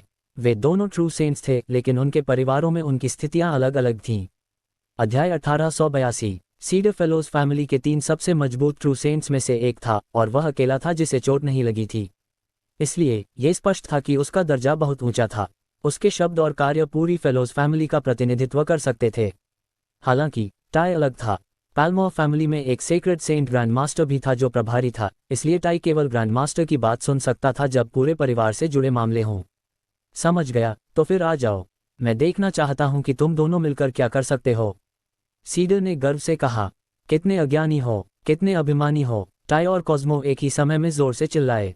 साथियों, कृपया। मोबी भी उन्हें वॉइड में जाने के लिए मनाना जारी रखना चाहता था। अचानक टाई ने उसे बीच में ही रोक दिया। कितनी धृष्टता है, तुम सिर्फ एक प्री सेंट हो तो यहाँ बोलने वाले तुम कौन होते हो? क्या सेंट्स एसोसिएशन में कोई और नहीं है? जब टाई ने उसे टोका तो मोबी का चेहरा काला और फिर पीला पड़ गया, लेकिन वह कुछ नहीं कर सकता था। यह उसकी गलती नहीं थी कि दूसरा पक्ष एक ट्रू सेंट था। वह पैल्मो फैमिली का ट्रू सेंट भी था। सेंट्स एसोसिएशन के पहले उप प्रमुख के रूप में पैल्मो फैमिली के ग्रैंड मास्टर का दर्जा बहुत ऊंचा था और वह प्रमुख के बाद दूसरे स्थान पर था, तो उसे अपमानित करने की हिम्मत कौन करेगा। मोबी ने एक गहरी सांस ली, खुद को शांत किया और फिर से सम्मानपूर्वक कहा, महोदय, दफा हो जाओ। टाई के हाथ हिलाने के साथ ही ट्रू सेंट की ऊर्जा फूट पड़ी, जिससे मोबी उड़ता हुआ दूर जा गिरा। उसके कार्यों ने उपस्थित सभी लोगों को चौंका दिया। उसने टीएसए के एक सदस्य पर हमला करने की भी हिम्मत की। पैल्मो फैमिली बहुत घमंडी है। मोबी को कोई नुकसान नहीं हुआ, लेकिन वह स्तब्ध रह गया। उसने गुस्से में टाई की ओर देखा, लेकिन उसने कुछ भी कहने की हिम्मत नहीं की।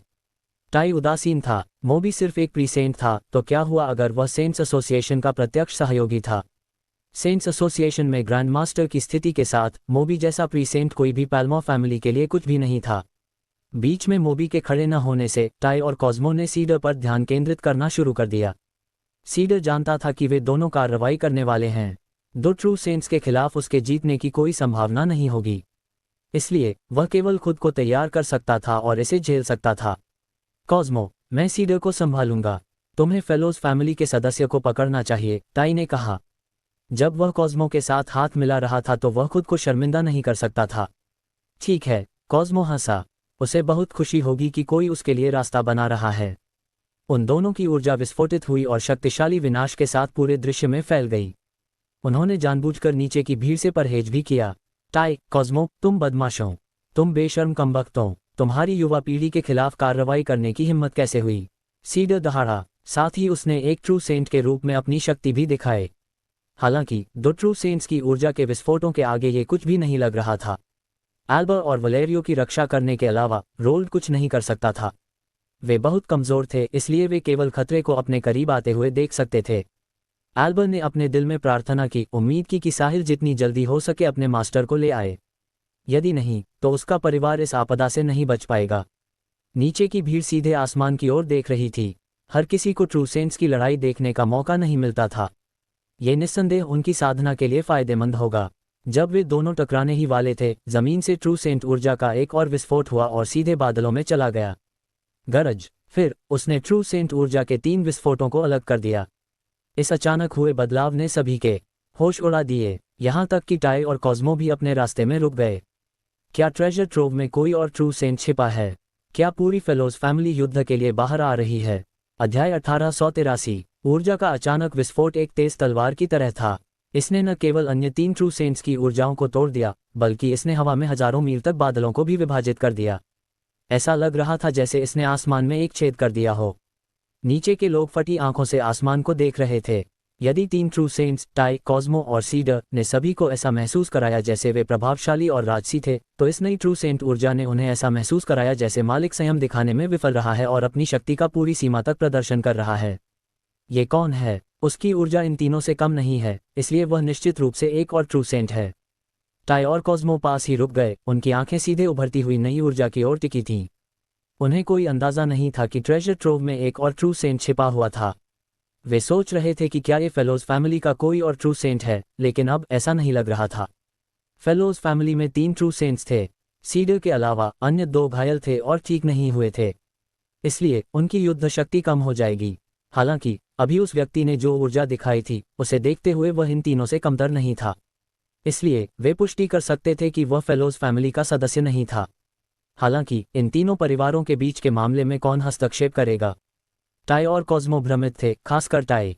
फेलोज फैमिली के मालिक के रूप में पैल्मो फैमिली फेलोज फैमिली पर तब से नजर रख रही थी जब से उन्हें एहसास हुआ कि फेलोज फैमिली नियंत्रण से बाहर होती जा रही है।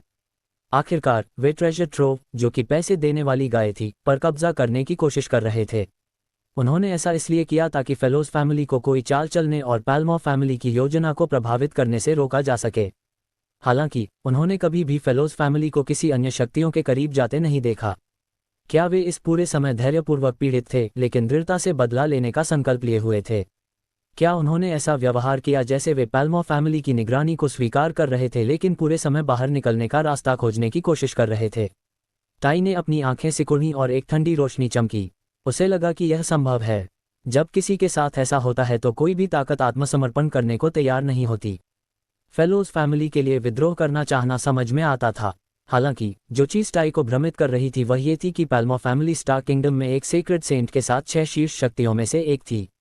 जब यह वह परिवार था जिसके खिलाफ वे जा रहे थे तो फेलोज फैमिली की मदद करने की हिम्मत कौन करेगा? कौन इतना साहसी था? क्या वे मरना चाहते थे? सीडर भी इस समय भ्रमित था। यह अचानक आई ट्रू सेंट ऊर्जा बहुत मजबूत थी, लेकिन यह विदेशी भी थी।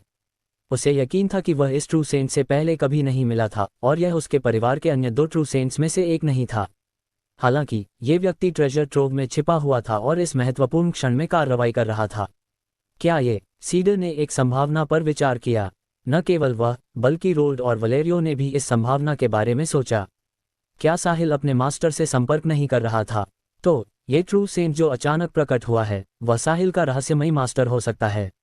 ये स्पष्ट करेगा कि क्यों एक अजनबी ट्रू सेंट लाइटफुट और पैल्मो फैमिली को नाराज करने का जोखिम उठाते हुए फेलोज फैमिली की मदद करना चाहेगा। जब फेलोज फैमिली के सदस्यों ने इसके बारे में सोचा तो वे बिल्कुल भी खुश नहीं थे। इसके बजाय उन्हें लगा जैसे उनसे झूठ बोला गया हो। वर्तमान संकट टल गया था, लेकिन एक बड़ा संकट आने वाला था। उन्होंने हमेशा सोचा था कि साहिल का मास्टर एक सीक्रेट सेंट है, इसलिए उन्होंने आशा की इस किरण को थामने के लिए साहिल की पूरी जान लगाकर मदद की। अब उन्होंने सच्चाई देख ली। साहिल का मास्टर वह सीक्रेट सेंट नहीं था जिसकी उन्होंने कल्पना की थी, बल्कि एक ट्रू सेंट था। हालांकि वह भी बहुत मजबूत था, लेकिन वह फेलोज फैमिली द्वारा सामना की जाने वाली कठिनाइयों के खिलाफ ज़्यादा मददगार नहीं होगा। उन्हें पैल्मो फैमिली से निपटने के लिए एक सीक्रेट सेंट की ज़रूरत थी। अब सब खत्म हो गया था। इसके बाद पैल्मो फैमिली निश्चित रूप से फेलोज फैमिली को दबाने और ट्रेजर ट्रोव पर नियंत्रण करने के लिए एक बिजली जैसी चाल चलेगी। सीक्रेट सेंट की मदद के बिना फेलोज फैमिली बिल्कुल भी पलटवार नहीं कर सकती थी। निश्चित रूप से वे इस जुए को हार गए थे। बेशक वे साहिल को दोष नहीं दे सकते थे, क्योंकि साहिल ने इस पूरे समय में एक बार भी नहीं कहा था कि उसका मास्टर एक सीक्रेट सेंट है। वलेरियो ही था जिसने इसकी कल्पना की थी। न केवल वलेरियो, बल्कि फेलोज फैमिली के बाकी साथी ग्रैंड मास्टर्स ने भी वैसा ही महसूस किया। केवल एक सीक्रेट सेंट के लिए ही साहिल जितने युवा सेंट को विकसित करना संभव था। हालांकि हकीकत ने उनके चेहरे पर जोरदार तमाचा मारा। अध्याय 1884। अब इसने साबित कर दिया कि ट्रू सेंट्स भी सक्षम थे। सीडर, रोल्ड और वलेरियो ने एक दूसरे की ओर देखा। वे सभी एक दूसरे की आंखों में निराशा देख सकते थे। निराशा के अलावा वलेरियो की आंखों में अधिक पश्चाताप था। यदि उसने इस बात पर जोर नहीं दिया होता कि साहिल का मास्टर एक सीक्रेट सेंट है और परिवार को इसकी सूचना नहीं दी होती, तो फेलोज फैमिली शायद थोड़ी देर और टिक सकती थी। कौन जानता था कि जिस व्यक्ति ने साहिल को प्रथम श्रेणी का सोल बाउंड वेपन दिया और ऐसे जीनियस को सिखाया, वह केवल एक ट्रू सेंट था। एल्बा महसूस कर सकती थी कि माहौल कितना तनावपूर्ण था। जब उसने ग्रैंड मास्टर्स के चेहरों पर कड़वी मुस्कान और ग्रैंपा वैल के चेहरे पर आत्मग्लानि देखी, तो उसे जल्दी ही पता चल गया कि उसकी सोच में क्या समस्या थी। इसके बारे में सोचने के बाद एल्बा भी भ्रमित थी। क्या हमें बचाने वाला व्यक्ति मास्टर साहिल का मास्टर है? क्या वह एक सीक्रेट सेंट नहीं बल्कि एक ट्रू सेंट है?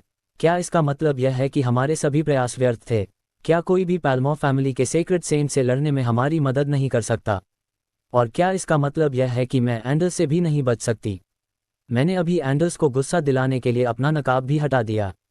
मैं कल्पना कर सकती हूँ कि एक बार जब मैं उससे शादी कर लूँगी तो किस तरह का जीवन मेरा इंतजार कर रहा होगा। नहीं नहीं नहीं, एल्बर ने अपना सिर हिलाया। वह इसे स्वीकार नहीं करेगी, और उसका यह भी मानना था कि यह सच नहीं है। मास्टर साहिल का मास्टर निश्चित रूप से एक सीक्रेट सेंट था। मास्टर साहिल द्वारा छिपाया गया ये ट्रू सेंट केवल उसकी रक्षा के लिए था। एल्बर ने खुद को इस पर विश्वास करने के लिए मजबूर किया, लेकिन वह जानती थी कि वह खुद से झूठ बोल रही है। ऐसा इसलिए था क्योंकि साहिल ने उसे बताया था कि वह पूरे समय अपने मास्टर के साथ रह रहा था। संप्रदाय में उन दोनों के अलावा और कोई नहीं था। इसका मतलब था कि ट्रेजर ट्रोव से निकलने वाली ट्रू सेंट रैंक ऊर्जा साहिल का मास्टर था। एल्बर का चेहरा पीला पड़ गया, जिससे वह बीमार लेकिन फिर भी खूबसूरत लग रही थी। जब कोई उसे इस हालत में देखता तो उसकी रक्षा करना चाहता। फेलोज फैमिली ने गलत दांव लगाया। इसके परिणाम बहुत गंभीर थे। उन्हें न केवल लाइटफुट फैमिली के गुस्से को सहना होगा, बल्कि उन्हें पैल्मो फैमिली के दबाव को भी सहना होगा। संभव है कि जल्द ही फेलोज फैमिली गायब हो जाए। वे शायद स्टार किंगडम में केवल एक एकांत कोना ढूंढ सकें और मौत के दरवाजे पर रहते हुए संघर्ष कर सकें। दिन के अंत में एल्बर ही थी जिसने इसका कारण बना। नहीं, एल्बर इसे स्वीकार नहीं कर सकी। वह अपने पूरे परिवार को नरक भेजने की जिम्मेदारी भी नहीं उठा सकती थी। वह अपने परिवार की पापी नहीं बनना चाहती थी और अपने परिवार के हर सदस्य द्वारा कोसा नहीं जाना चाहती थी। उसने हर संभावना के बारे में सोचने की पूरी कोशिश की और अचानक उसके दिमाग में कुछ कौंधा। एल्बर्ट की आंखें चमक उठीं। क्या ये संभव है कि यह ट्रू सेंट मास्टर साहिल है? ये स्पष्ट करेगा कि क्यों ये ट्रू सेंट ट्रेजर ट्रोव में छिपा हुआ था। ट्रू सेंट मास्टर साहिल है। एल्बर्ट अपनी इस पागलपन भरी धारणा से डर गई थी। अपने हजारों के वर्ष में एक युवा व्यक्ति के लिए प्री सेंट बनना अभूतपूर्व था। जहां तक ट्रू सेंट बनने की बात है, क्या पूरे ब्रह्मांड में ऐसा कोई व्यक्ति अस्तित्व में था? उसने उस क्षण से लेकर इस क्षण तक साहिल से मिलने के बारे में सोचना शुरू कर दिया। ये युवा उसे हमेशा चौंका रहा था। एल्बर्ट ने अपने हाथ जोड़ लिए और प्रार्थना करने के लिए अपनी आंखें बंद कर लीं। मुझे उम्मीद है कि इस बार भी वैसा ही होगा। अध्याय 1885। दृश्य अस्थायी रूप से शांत था क्योंकि हर कोई ट्रू सेंट की पहचान के बारे में सोच रहा था। हालांकि अपनी ऊर्जा दिखाने के अलावा ये व्यक्ति कभी सामने नहीं आया। टाई इसे अब और सहन नहीं कर सका। पैल्मोर फैमिली के ट्रू सेंट के रूप में वह किसी को भी अपनी महिमा को चुनौती देने की अनुमति नहीं देगा, तब भी नहीं जब दूसरा पक्ष भी एक ट्रू सेंट हो। तुम कौन हो? तुम इतने दखलंदाज क्यों हो? क्या तुम जानते हो कि तुम क्या कर रहे हो? मुसीबत में पड़ने से सावधान रहो, टाई दहाड़ा। उसका स्वागत आसमान की ओर उड़ती हुई एक आकृति ने किया। शून। फिर उसने एक ठंडी रोशनी देखी। टाई को इस ठंडी रोशनी से एक बड़ा खतरा महसूस हुआ। हालांकि उसके लिए इसके बारे में सोचने में बहुत देर हो चुकी थी, इसलिए उसने जल्दबाजी में चिल्लाया, कितनी धृष्टता है। तुरंत उसके हाथ में एक बड़ा सेबर दिखाई दिया और उसने कृपाण नीचे की ओर लहराया। खनक। तलवार की रोशनी कृपाण की रोशनी से टकराई, जिससे एक कानफोड़ू आवाज हुई। जमीन पर मौजूद लोग अपने कान ढकने के अलावा कुछ नहीं कर सके। उनके चेहरों पर दर्द झलक रहा था। ठंडी रोशनी का विरोध करने के बाद टाई को आराम करने का मौका नहीं मिला। वह आकृति पहले ही उसके सामने प्रकट हो चुकी थी और उसकी ओर तलवार चला रही थी। खनक। ये ब्लेडों के टकराने की आवाज थी। अभी जो टक्कर हुई थी उसकी आवाज और भी भयानक थी। जमीन पर मौजूद कई कमजोर लोगों के कानों से खून निकल रहा था और कुछ लोग इसे अब और सहन नहीं कर सके और दर्द से कराहते हुए जमीन पर लौटने लगे। टाई ने अपने हाथों से एक विशाल बल महसूस किया जो उसके शरीर को अनियंत्रित रूप से पीछे धकेल रहा था। उसकी आंखों के सामने एक लाल लंबी तलवार उसके बड़े कृपाण से टकराने के बाद उसने उसके कृपाण में एक दरार डाल दी। हालांकि लाल लंबी तलवार को कोई नुकसान नहीं हुआ। उसका कृपाण उच्च स्तरीय सोलबाउंड वेपन्स में सबसे अच्छा था, लेकिन वह वास्तव में एक पतली लंबी तलवार से नष्ट हो गया था। क्या वह प्रथम श्रेणी का सोलबाउंड वेपन है? ऐसा कैसे हो सकता है? उसका कृपाण लंबी तलवार से टूटने ही वाला था। एक बार कृपाण टूट जाने के बाद लंबी तलवार उसे चोट पहुंचाएगी। टाई का शरीर ऐसे खजाने द्वारा छुए जाने को बर्दाश्त नहीं कर पाएगा। टाई चिल्लाए बिना नहीं रह सका, कॉस्मो, तुम किसका इंतजार कर रहे हो? उन दोनों के बीच की लड़ाई पलक झपकते ही हो गई। जमीन पर मौजूद लोग ट्रू सेंट्स की गति नहीं देख सकते थे। कॉस्मो भी एक ट्रू सेंट था, इसलिए वह देख सकता था। हालांकि उसने उम्मीद नहीं की थी कि दूसरा पक्ष अभी अचानक कोई कदम उठाएगा, इसलिए वह कुछ समय के लिए होश में नहीं आ सका। टाई की दहाड़ सुनकर उसे भी एहसास हुआ कि कुछ गड़बड़ है। अब टाई को बचाने का समय था। सीडर ने भी प्रतिक्रिया दी। इससे कोई फर्क नहीं पड़ता था कि यह ट्रू सेंट साहिल का मास्टर था या नहीं। चूंकि वह यहाँ उसकी मदद करने के लिए था, इसलिए वह दूसरे पक्ष को दुश्मन के हमलों को झेलने नहीं देगा। वह पहले तत्काल संकट को हल करने के लिए उस पक्ष के साथ मिलकर काम करेगा। बेशक एक बार कॉस्मो के कार्रवाई करने के बाद उसे भी कार्रवाई करनी होगी। जब वे दोनों हिलने ही वाले थे, ट्रेजर ट्रोव के सबसे गहरे हिस्से से एक और आकृति निकली और कॉस्मो की ओर बढ़ी। वह बहुत तेज था और पलक झपकते ही कॉस्मो के सामने था।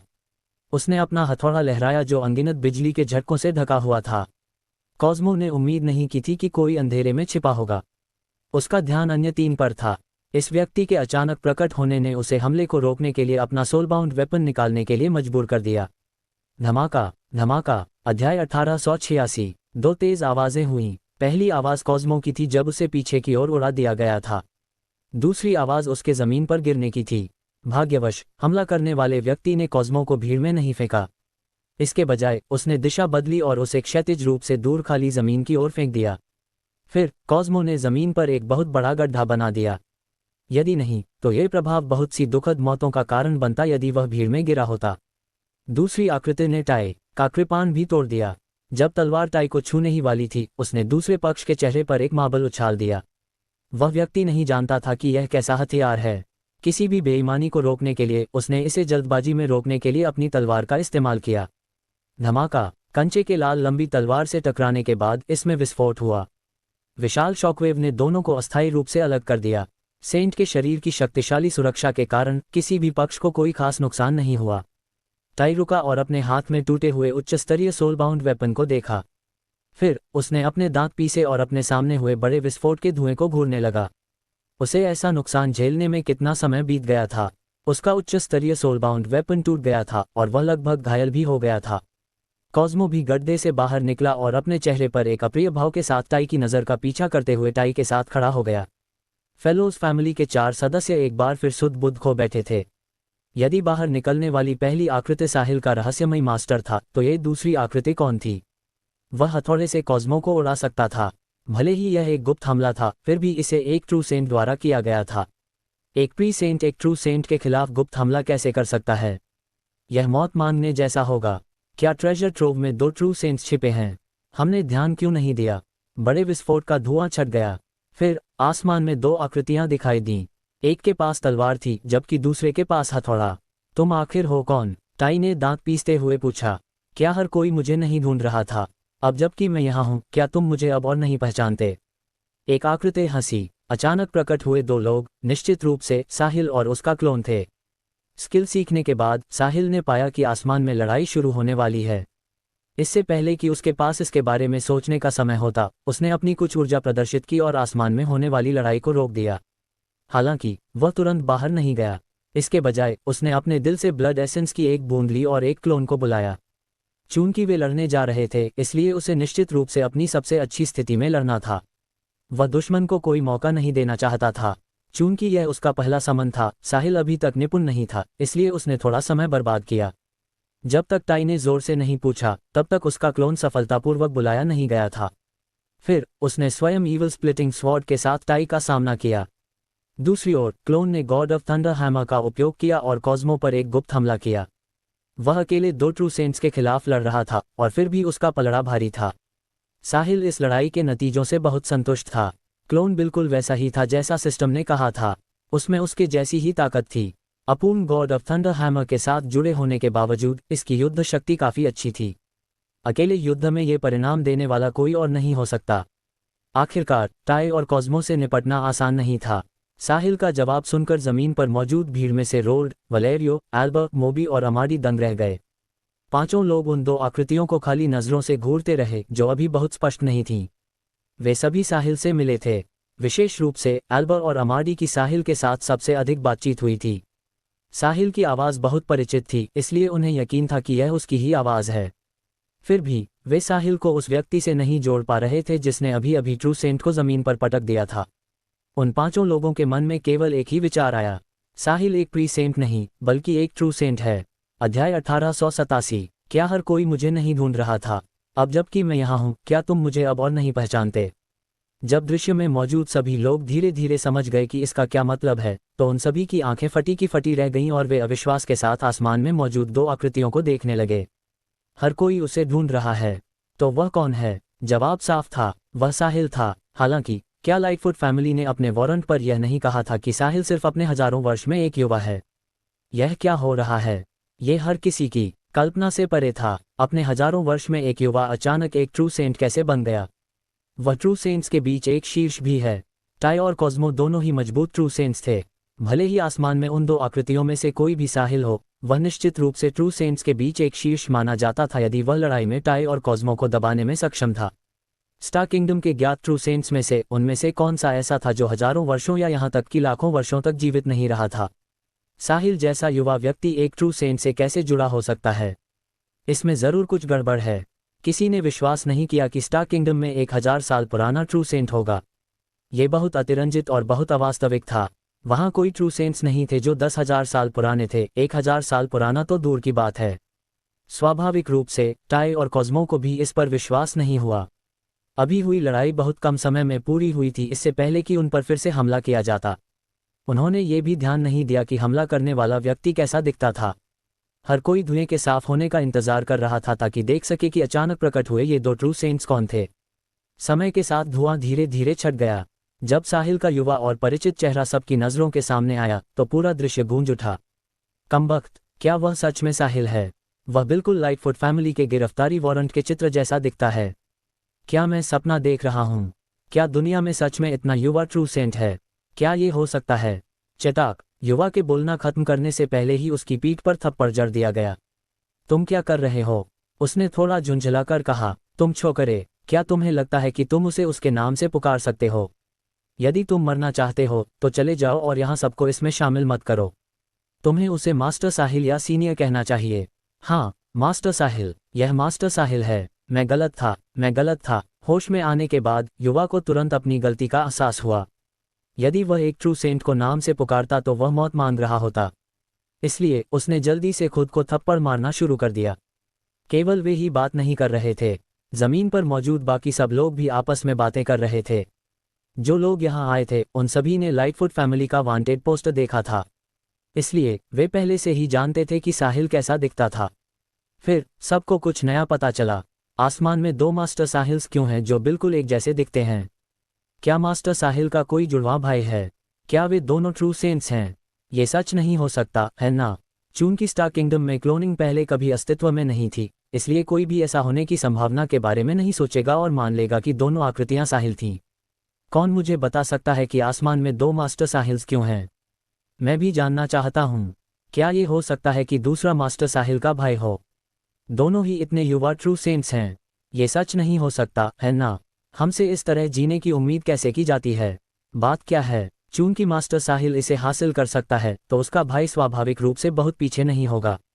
टाई और कॉस्मो लगातार हो रही चर्चाओं को सुनकर दंग रह गए। अध्याय 1888। जो साहिल्स एक जैसे दिखते थे वे दोनों ही ट्रू सेंट्स थे। यह अविश्वसनीय था, यहाँ तक कि स्टार किंगडम में सेक्रेड सेंट्स के बाद दूसरे स्थान पर रहने वाले ट्रू सेंट्स के रूप में उन्होंने पहले कभी इसका अनुभव नहीं किया था। उन्होंने ऐसी बात के बारे में कभी सुना भी नहीं था। ट्रू सेंट जुड़वा बच्चों की इस जोड़ी को जन्म देने वाला व्यक्ति सम्राट हो सकता था। मुख्य कारक ये था कि वे बहुत युवा थे। यदि वे दोनों सेक्रेड सेंट्स बन गए तो उनके परिवार में एक ही समय में दो सेक्रेड सेंट्स होंगे। ये स्टार किंगडम में लेजेंडरी होगा। जैसे ही एल्बर ने दो साहिल्स को देखा उसका दिमाग सुन्न हो गया। साहिल उसके दिल में अद्वितीय और सर्वशक्तिमान था। अब उनमें से दो थे और एल्बर कुछ समय के लिए इसे स्वीकार नहीं कर सकी। वह नहीं चाहती थी कि उसके दिल में मौजूद साहिल की छवि पर किसी की परछाई पड़े, भले ही यह व्यक्ति साहिल का जुड़वा भाई हो। तुम साहिल हो? टाई ने अपने दिल के गुस्से को दबाते हुए पूछा। क्या मैं उसके जैसा नहीं दिखता? क्या तुम लोगों ने वह गिरफ्तारी वारंट जारी नहीं किया था? मैंने इसे देखा है और चित्र मेरे जैसा ही दिखता है। तुम मुझे व्यक्तिगत रूप से देखने के बाद कैसे नहीं पहचान पा रहे हो? साहिल ने पलटकर पूछा। तो तुम्हारे बगल में वह व्यक्ति कौन है? टाई ने फिर पूछा। उसका प्रश्न वही था जो उपस्थित सभी लोग जानना चाहते थे। सभी ने साहिल को ध्यान से देखा, उसके उत्तर का इंतजार किया। हालांकि साहिल मुस्कुराया और उसने तुरंत उत्तर नहीं दिया। इसके बजाय उसने अपने क्लोन से पूछा, अरे, वह पूछ रहा है कि तुम कौन हो? बेशक, मैं साहिल हूँ, क्लोन ने सहजता से उत्तर दिया। तुम साहिल हो? तो फिर मैं कौन हूँ? साहिल ने मूर्ख बनने का नाटक किया और पूछा, मुझे कैसे पता चलेगा कि तुम कौन हो? वैसे भी मैं साहिल हूँ, क्लोन ने निश्चितता के साथ कहा। यदि तुम दावा करते हो कि तुम साहिल हो तो तुम्हारे पास क्या सबूत है? तुम्हें क्या सबूत चाहिए? मुझे जन्म से ही साहिल कहा जाता है और मैंने अब तक अपना नाम नहीं बदला है। मैं साहिल नहीं हूँ तो वह कौन हो सकता है? मेरे साथ भी ऐसा ही है। मेरी माँ जल्दी उठी और देर से सोई सिर्फ इसलिए कि वह मुझे साहिल नाम दे सके। उसने इस नाम के लिए बहुत चिंता की थी, इसलिए मैं इसे तुम्हें नहीं दे सकता। तुम्हें भविष्य में खुद को साहिल कहना बंद कर देना चाहिए। तो मेरा नाम क्या है? क्लोन ने पूछा। तुम्हें खुद को साहिल तू कहना चाहिए। ये हमारे बीच अंतर करने का एक अच्छा तरीका है। साहिल ने कुछ देर सोचा और कहा, ठीक है। क्लोन बिना किसी हिचकिचाहट के सहमत हो गया। सही कहा, अब से मैं तुम्हें साहिल तू कहूंगा और तुम मेरे छोटे भाई होगे। यदि मैं किसी से खुश नहीं हूं तो तुम जाकर उसे मेरे लिए सबक सिखा सकते हो। साहिल हंसा। ठीक है। साहिल ने अपने क्लोन से बात करना शुरू कर दिया, जिससे ट्रू सेंट्स टाई, सीडर और कॉस्मो सहित दृश्य में मौजूद सभी लोग चौंक गए। उन्होंने पहले कभी इसका सामना नहीं किया था। साहिल तू क्यों है? यह पागलपन है। हालांकि जल्द ही हर कोई बता सकता था कि साहिल उन्हें मूर्ख बना रहा है। एक जैसे दिखने वाले दो लोग एक दूसरे को कैसे नहीं जानेंगे? टाई को भी इसका एहसास हुआ। उसकी आंखें गुस्से से जल रही थीं और वह अपने सामने खड़ी आकृतियों को घूरने लगा। स्टार किंगडम की 6 शीर्ष शक्तियों में से एक, पैल्मो फैमिली के ट्रू सेंट के रूप में, ये पहली बार था जब उसे इस तरह उकसाया गया था। साहिल ने ये सारी बातें जानबूझकर कही थीं। उसके क्लोन की कोई स्वायत्ता नहीं थी, इसलिए उसके अपने कोई विचार नहीं थे। वह केवल साहिल द्वारा उसमें माइंड पावर डालने के बाद ही हिल सकता था। यदि साहिल क्लोन से अपनी माइंड पावर वापस ले लेता तो क्लोन एक स्थिर लाश बन जाता और समय पूरा होने पर गायब हो जाता। इसलिए साहिल वास्तव में खुद से बात कर रहा था। उसका लक्ष्य बहुत सरल था और वह टाई को उकसाना था। ये और भी बेहतर होता यदि टाई को साहिल के साथ एक और लड़ाई के लिए उकसाया जा सकता। साहिल उसे डराकर भगाना नहीं चाहता था। वह अभी तक खत्म नहीं हुआ था। चूंकि वह पहले ही उजागर हो चुका था, इसलिए वह अपने दिल की संतुष्टि के लिए लड़ना चाहता था। अध्याय 1889। टाई ने साहिल के चेहरे पर मुस्कान देखी। ऐसा लगा जैसे साहिल उसका मजाक उड़ा रहा हो। वह वास्तव में पास जाकर साहिल को कड़ा सबक सिखाना चाहता था। हालांकि अभी हुई लड़ाई और साहिल द्वारा दिखाई गई ताकत को देखने के बाद टाई ने खुद को रोक लिया। भले ही साहिल के पास उस पर गुप्त हमला करने का मौका था, लेकिन उसे इस लड़के की शक्ति को कम नहीं आंकना चाहिए। इसके अलावा वे दो थे। इसके अतिरिक्त साहिल के हाथ में मौजूद लाल लंबी तलवार उसके उच्च स्तरीय सोलबाउंड वेपन को तोड़ सकती थी, इसलिए यह निश्चित रूप से एक सुपर हथियार था। यह संभवतः प्रथम श्रेणी का सोलबाउंड वेपन था। हथियार अक्सर एक ही स्तर के शक्तिशाली लोगों की लड़ाई की कुंजी होते थे। तुम आखिर हो कौन? स्टार किंगडम में तुम्हारे जैसे दो भाई कभी नहीं रहे, टाई ने जोर से पूछा। क्या तुम मूर्ख हो? क्या मैंने तुम्हें नहीं बताया? मैं साहिल हूं और वह साहिल 2 है, मेरा छोटा भाई। क्या तुम्हें इतना सरल जवाब समझ में नहीं आया? साहिल ने व्यंग्यपूर्वक उत्तर दिया। तुम? साहिल द्वारा डांटे जाने के बाद टाई अवाक रह गया। टाई ने हमेशा ध्यान आकर्षित किया था और जहां भी वह जाता था उसका सम्मान किया जाता था। किसी ने उसके साथ ऐसा व्यवहार कब किया था? इसके अलावा ये स्टार किंगडम के इतने सारे लोगों के सामने था। टाई को ऐसा लगा जैसे वह अपने दिल के गुस्से पर नियंत्रण खोने वाला है। क्या तुम्हारे कम आईक्यू के साथ मुझे सच में आश्चर्य होता है कि तुम ट्रू सेंट कैसे बन सकते हो।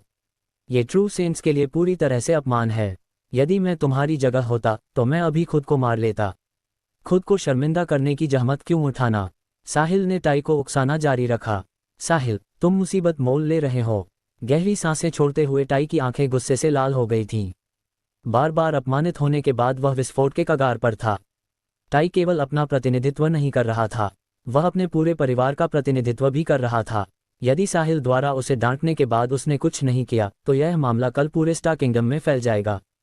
तब पैल्मो फैमिली का वर्षों से संचित गौरव नष्ट हो जाएगा। तुम चाहते हो कि मैं मर जाऊं?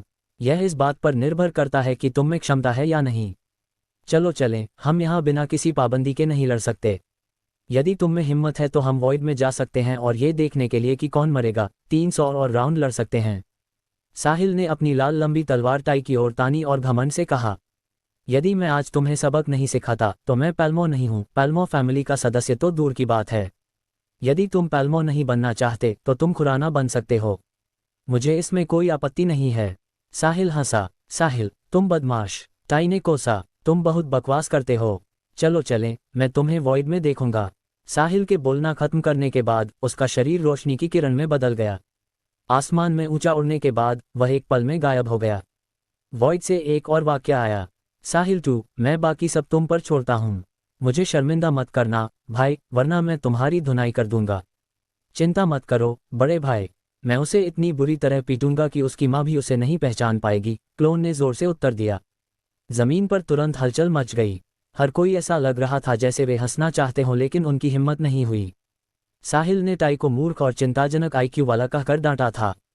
हालांकि उनके दृष्टिकोण से साहिल 2 चिंताजनक आईक्यू वाला व्यक्ति था, वह पूरी तरह से मूर्ख लग रहा था। एक शब्द में, वह सभ्य था। कितना सरल दिमाग वाला बलवान व्यक्ति। हालांकि ऐसा व्यक्ति इतनी कम उम्र में ट्रू सेंट रैंक तक पहुंच सकता था। उसने यह आखिर किया कैसे? यह एक ऐसा सवाल है जिसे हर कोई जानना चाहता था। ये देखते हुए कि साहिल चला गया है, टाई ने स्वाभाविक रूप से उसका पीछा किया। उसका शरीर भी रोशनी की एक लंबी किरण में बदल गया और गायब हो गया। अध्याय 1890। नीचे से इतने सारे लोग देख रहे थे, इसलिए भले ही वह लड़ना न चाहता हो, उसके पास कोई विकल्प नहीं था। इसके अलावा उसे अपने दिल का गुस्सा निकालने की भी जरूरत थी। इसलिए लड़ाई ऐसा करने का सबसे अच्छा तरीका होगी। 2 ट्रू सेंट्स के जाने के बाद 3 बचे थे, साहिल का क्लोन, सीडर और कॉस्मो। तुम कैसे लड़ना चाहते हो? मुझे अभी बताओ। जब मेरा भाई वापस आएगा तो अगर मैंने तुम्हें पीट पीट कर लुगदी नहीं बनाया तो मुझे सजा मिलेगी। साहिल 2 ने गॉड ऑफ थंडर हैमर थामा और कॉस्मो की ओर इशारा करते हुए उसकी ओर एक कदम बढ़ाया। हमारे बीच कोई शिकायत नहीं है, इसलिए हमें लड़ने की कोई जरूरत नहीं है, कॉस्मो ने कहा। वह ये भी बता सकता था कि साहिल 2 इतना स्मार्ट नहीं था, इसलिए वह उसे इस बात से बाहर निकालना चाहता था। मेरे भाई ने कहा कि हमें लड़ना होगा। यदि नहीं तो जब वह वापस आएगा तो वह मुझे सजा देगा। मुझे इसका जवाब दो और फिर मैं तुमसे लड़ूंगा। यदि नहीं तो हम नहीं लड़ेंगे और हम तुम्हारे भाई के वापस आने का इंतजार करेंगे ताकि वह तुम्हें सजा दे सके। पूछो, चलो उसके तुरंत बाद लड़ते हैं। एक औरत की तरह इतनी बकवास करना बंद करो, उससे बात करना बंद करो, जाओ और उसे मारो। सीडर ने पीछे से साहिल 2 को रोका। वह जानता था कि कॉस्मो के मन में क्या है। वह कॉस्मो को साहिल 2 से अधिक जानकारी प्राप्त नहीं करने दे सकता था। सीडर ऊपर जाना चाहता था, लेकिन उसे चिंता थी कि साहिल 2 अपने मित्र और शत्रु को नहीं पहचान पाएगा। यदि ऐसा हुआ तो यह मुश्किल होगा। साहिल यहाँ नहीं था, इसलिए कोई भी इस शक्तिशाली बेवकूफ को नियंत्रित नहीं कर सकता था। जब कॉस्मो ने देखा कि साहिल 2 हिल नहीं रहा है तो उसने पूछा, तुम कौन हो? तुम कहाँ से आए हो? तुम सेंट्रल सेक्रेट कॉन्टिनेंट में क्या कर रहे हो? क्या तुम्हारे परिवार में तुमसे भी अधिक शक्तिशाली लोग हैं? क्या तुम भी मूर्ख हो? क्या मेरे भाई ने तुम्हें नहीं बताया कि वह साहिल है और मैं साहिल 2 हूँ? जहाँ तक हम कहाँ से हैं मैं तुम्हें नहीं बताना चाहता, और मैं तुम्हें ये भी नहीं बताना चाहता कि मैं यहाँ क्यों हूँ। इसके अलावा मैं तुम्हें ये भी नहीं बताना चाहता कि मेरे परिवार में कोई और शक्तिशाली व्यक्ति है या नहीं। ठीक है, यह मेरा जवाब है। चलो लड़ते हैं, साहिल ने गंभीरता से कहा। फफ एल्बा खुद को रोक नहीं पाए और अपना मुंह ढांकते हुए हंस पड़ी। जब वह हंसने लगी तो नीचे के लोग भी हंस पड़े। वे बहुत लंबे समय से रुके हुए थे और उन्हें बस एक बहाने की जरूरत थी। हा, वे सभी जोर जोर से हंसने लगे। कॉस्मो का चेहरा गुस्से से जल रहा था क्योंकि वह काला और पीला पड़ गया था। वह एक ट्रू सेंट था, लेकिन ये चींटियां उस पर हंस रही थीं। यदि जमीन पर इतने सारे लोग नहीं होते और वे अलग अलग ताकतों से नहीं होते तो उसने उन सभी को मार दिया होता। वह हिचकिचाता यदि इससे स्टार किंगडम में ऐसी बड़ी समस्या पैदा नहीं होती जिसे लाइटफुट फैमिली सहन नहीं कर सकती थी। यदि ऐसी बात है तो मेरे साथ आओ, यहाँ बहुत सारे लोग हैं। निर्दोषों को चोट पहुंचाने से रोकने के लिए चलो एक खाली जगह पर लड़ते हैं। ऐसा कहने के बाद कॉस्मो रोशनी की किरण में बदल गया और दूर चला गया। वह इस बेवकूफ से बात करने के लिए एक खाली जगह खोजना चाहता था। वह देखना चाहता था कि क्या वह उससे कुछ जानकारी निकाल सकता है। ईमानदारी से कहूं तो इतनी कम उम्र के 2 ट्रू सेंट्स का होना बहुत चौंकाने वाला था। कॉस्मो ने अनुमान लगाया कि वे स्टार किंगडम से नहीं थे। इसके बजाय वे स्टार किंगडम के बाहर की और भी उच्च सभ्यता से थे। एक ट्रू सेंट के रूप में उसने बहुत सी चीजें देखी थीं। स्टार किंगडम केवल लेवल 7 की सभ्यता थी। विशाल और असीम ब्रह्मांड में उच्चतम स्तर 10वें स्तर लेवल 10 की सभ्यता थी, जो गॉड टियर सिविलाइजेशन थी। गॉड टियर सिविलाइजेशन के नीचे 9वें स्तर की सभ्यता थी, उसके बाद 8वें स्तर की सभ्यता और फिर 7वें स्तर की सभ्यता थी। जब भी सभ्यता में अंतर होता, ताकत में बहुत बड़ा अंतर होता। यदि कॉस्मो उस बेवकूफ से स्टार किंगडम से अधिक उन्नत और सभ्य चीज के बारे में जानकारी प्राप्त कर सके तो यह उसके लिए बहुत फायदेमंद होगा। कॉस्मो को अंदाजा नहीं था कि साहिल 2 सिर्फ नाटक कर रहा था। हकीकत में साहिल इस पूरे समय उसे नियंत्रित कर रहा था। अध्याय 1891। साहिल और टाई, जो ट्रू सेंट्स थे, के वॉइड में लड़ने के लिए जाने के बाद कॉस्मो भी चला गया। जैसे ही साहिल का क्लोन उसका पीछा करने वाला था, सीडर ने उसके पीछे से चिल्लाकर कहा, साहिल 2, अभी मत जाओ। कॉस्मो एक चालाक और धूर्त चूहा है। वह निश्चित रूप से तुम्हारे लिए एक जाल बिछाएगा। तुम उसे अकेले नहीं संभाल सकते, इसलिए बेहतर होगा कि तुम साहिल के वापस आने तक इंतजार करो। उसके लिए साहिल 2 अपनी कम बुद्धि के साथ कॉस्मो द्वारा धोखा खा जाएगा। जब दोनों पक्षों के बीच ताकत लगभग समान होती थी तो अक्सर परिणाम तय करने के लिए अन्य साधनों पर निर्भर रहना पड़ता था। जाहिर है साहिल 2 इतना मजबूत नहीं था कि कॉस्मो को कुचल सके, इसलिए इस लड़ाई के परिणाम की भविष्यवाणी करना कठिन था। सीडर ने सोचा कि भले ही साहिल 2 कॉस्मो से थोड़ा मजबूत हो, लेकिन उसके जवाबी हमले में मारे जाने की संभावना बहुत अधिक थी। उसने सोचा, साहिल 2 जैसा व्यक्ति ट्रू सेंट कैसे बन गया? इस साहिल नाम के व्यक्ति में बहुत सारे रहस्य छिपे हुए हैं। चेतावनी के लिए धन्यवाद, लेकिन ये कहना जल्दबाजी होगी कि कौन किसके लिए जाल बिछा रहा है। साहिल के क्लोन ने अपना सिर घुमाया और एक आश्वस्त करने वाली मुस्कान दिखाई। फिर वह उस दिशा में तेजी से निकल गया जिसमें कॉस्मो गया था। रास्ते में उसके गॉड ऑफ थंडर हैमर ने एक मजबूत विद्युत प्रवाह उत्सर्जित किया। साहिल का क्लोन बिजली की चमक में बदल गया लगता था और वह पलक झपकते ही गायब हो गया। जमीन पर मौजूद स्तब्ध भीड़ अवाक रह गई। सीडर का मूल विचार यह था कि यदि साहिल 2 ने उसकी सलाह मानने से इनकार कर दिया और कॉस्मो का पीछा करने पर अड़ा रहा तो वह उसके पीछे जाएगा। उसे डर था कि कॉस्मो सफल हो जाएगा। हालांकि साहिल 2 ने जो कहा उसे सुनने और उसकी मुस्कान देखने के बाद सीडर का मन बदल गया। उसने अंत में साहिल 2 का पीछा नहीं किया। इस बच्चे का आईक्यू चिंताजनक नहीं था, वह स्पष्ट रूप से कॉस्मो का फायदा उठाने के लिए मूर्ख बनने का नाटक कर रहा था। इसके बारे में सोचने के बाद सीडर को लगा कि यह समझ में आता है। एक मूर्ख ट्रू सेंट कैसे बन सकता है? सीडर को उम्मीद नहीं थी कि साहिल एक ट्रू सेंट होगा। ये पहले से ही पर्याप्त चौंकाने वाला और अविश्वसनीय था। अब जबकि एक और साहिल था, वह न केवल साहिल जैसा दिखता था बल्कि वह एक ट्रू सेंट भी था। सीडर बहुत उलझन में था। न केवल वह बल्कि फेलोज परिवार के अन्य लोग नीचे मौजूद दर्शकों सहित सच्चाई जानने के लिए उत्सुक थे। एल्बर्ट, तुम्हारा साहिल के साथ सबसे अधिक संवाद रहा है और तुम उसे सबसे लंबे समय से जानती हो। क्या तुम नहीं जानती थी कि उसका एक भाई है जो बिल्कुल उसके जैसा दिखता है? सीडर ने एल्बर्ट की ओर मुड़कर पूछा। ग्रैंडमास्टर, मैंने उसके भाई को कभी नहीं देखा और मैंने उसे कभी उसके बारे में बात करते नहीं सुना। लेकिन एल्बर्ट रुक गई। वह नहीं जानती थी कि उसे अपनी राय व्यक्त करनी चाहिए या नहीं। चूंकि वह साहिल की बहुत परवाह करती थी, इसलिए वह ऐसे किसी व्यक्ति के अस्तित्व को स्वीकार नहीं कर सकती थी जो साहिल के समान दिखता हो और उसकी ताकत भी साहिल जैसी ही हो। जब से साहिल 2 सामने आया था, वह उस पर ध्यान दे रही थी। अंत में एल्बर्ट ने दोनों के बीच अंतर देखा। साहिल 2 और साहिल एक ही थे, यहाँ तक कि जब उनके शरीर की कुछ विशेष विशेषताओं की बात आई तो उनमें कोई बदलाव नहीं था। यह अजीब था। किसी को पता होना चाहिए कि जुड़वां बच्चे भी अपनी मां के गर्भ से बाहर आने के बाद अलग अलग संस्थाएं होते हैं। जैसे जैसे समय बीतता गया, उनके बीच का अंतर बढ़ता गया। इसलिए सैकड़ों या हजारों वर्षों के बाद भी उनके लिए एक जैसा रहना असंभव था।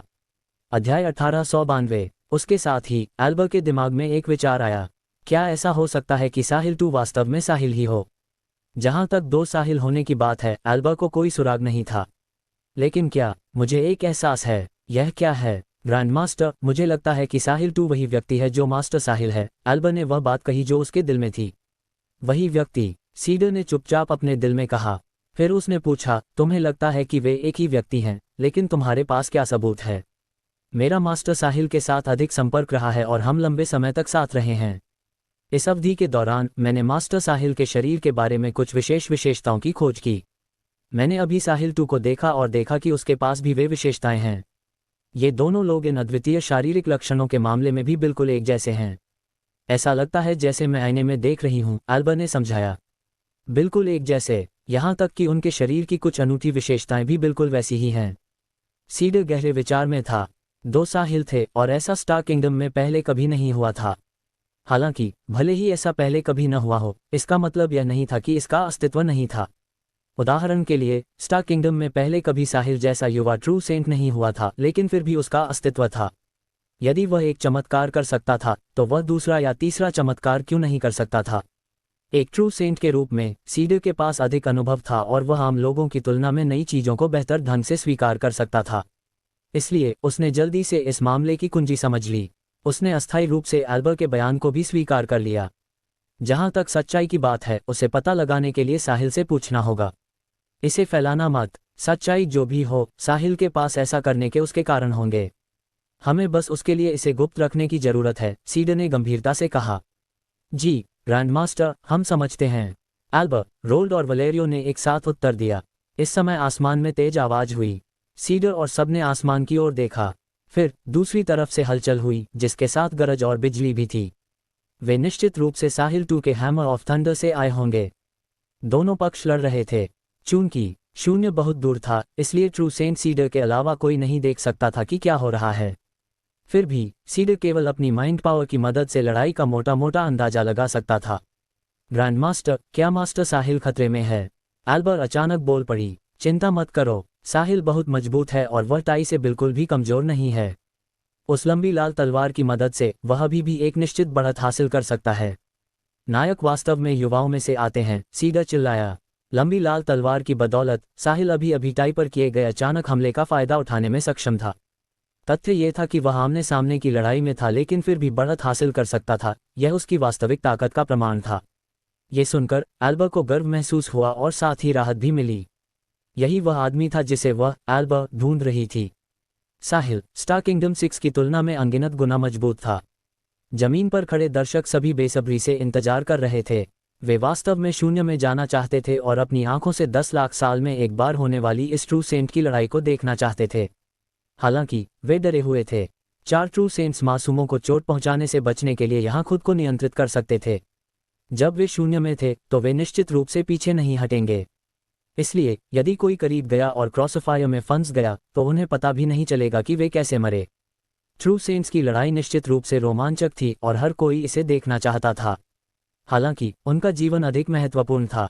इसके लिए अपनी जान गंवाने की संभावना के बारे में सोचते हुए सभी ने देखने के लिए शून्य में जाने का विचार छोड़ दिया और चुपचाप परिणाम का इंतजार करने लगे। अध्याय 1893। दूरी पर मौजूद एंडर्स ने भी अपना सिर उठाया। जैसे ही उसने आसमान की ओर शून्य भाव से देखा, उसकी आंखें भ्रम से भर गईं। इस समय उसमें अपस्टार किंगडम 6 में से एक और पैल्मो परिवार के पहले उत्तराधिकारी वाला अहंकार और गर्व नहीं था। अतीत में वह आत्मविश्वास से भरा हुआ था और वह दूसरों को ऐसा महसूस कराता था जैसे वह अपनी क्षमताओं का प्रदर्शन करते हुए दुनिया को नीचे देख रहा हो। ऐसा लग रहा था जैसे वह भगवान के बाद दूसरे स्थान पर है। एंडर्स का जीवन पूर्ण पतन का था। जैसे ही साहिल ने खुलासा किया कि वह एक ट्रू सेंट है, उसका आत्मविश्वास और अहंकार चकनाचूर हो गया। जिस चीज पर उसे कभी गर्व था, वह साहिल के सामने कुछ भी नहीं थी। एंडर्स ने भी अपना आत्मविश्वास फिर से हासिल करने और साहिल की बराबरी करने के बारे में सोचा, इस उम्मीद में कि वह एक दिन उससे आगे निकल जाएगा और उसे अपने पैरों तले रौंद देगा। हालांकि वह जानता था कि यह असंभव है। यह अवास्तविक भी था। दोनों पक्षों के बीच की खाई बहुत बड़ी थी। एक पार्शल सेंट था जबकि दूसरा सेंट रेल्म का ट्रू सेंट था। दोनों के बीच की खाई स्वर्ग और पृथ्वी जैसी थी। जमीन पर पहाड़ कितना भी ऊंचा क्यों न हो, वह कभी भी आसमान को नहीं छू सकता था।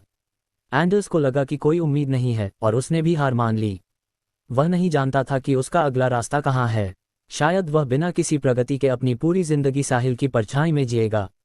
जब किसी के पास बचपन से ही उच्च आत्मसम्मान होता है तो उनमें से बहुत से लोग उस पल तबाह हो जाते हैं जब उनका आत्मविश्वास पूरी तरह से टूट जाता है और उनके लिए वापसी की कोई संभावना नहीं होती है। ये तब तक था जब तक कि वे अपने राक्षसों पर विजय न पा लें। तभी वे अपना आत्मविश्वास वापस पा सकते थे। हालांकि आंतरिक राक्षसों पर विजय पाना इतना आसान नहीं था जैसे अभी एंडर्स के साथ था। अपने राक्षसों पर विजय पाने का केवल एक ही तरीका था और वह था साहिल को अपने सामने मरते हुए देखना। हालांकि एक पार्शल सेंट के लिए एक ट्रू सेंट को मरते हुए देखना आसान नहीं होगा।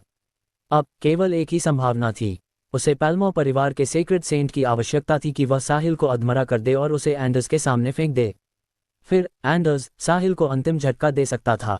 एंडर्स इस तरह अपने आंतरिक राक्षसों से छुटकारा पाने के बाद अपना आत्मविश्वास फिर से हासिल कर सकता था। शायद वह भविष्य में कुछ ऊंचा हासिल भी कर ले। आसमान में लड़ाई की आवाज अभी भी सुनाई दे रही थी।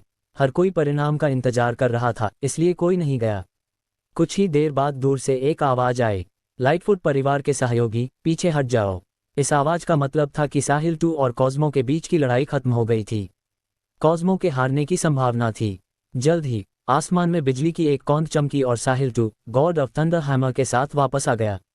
हालांकि वह इस समय बाहर से थोड़ा पस्त दिख रहा था, लेकिन वह घायल नहीं था और उसकी मानसिक स्थिति बहुत अच्छी थी। वह एक और दौर के लिए भी जा सकता था। साहिल के क्लोन के आगमन ने तुरंत दर्शकों को रोमांचित कर दिया। चर्चा फिर से शुरू हो गई, यहाँ तक कि मास्टर साहिल का छोटा भाई मास्टर साहिल 2 भी इतना कमाल का है। अगर वह लाइटफुट परिवार के ट्रू सेंट ग्रैंड मास्टर को हरा सकता है तो क्या मास्टर साहिल और भी मजबूत नहीं होगा?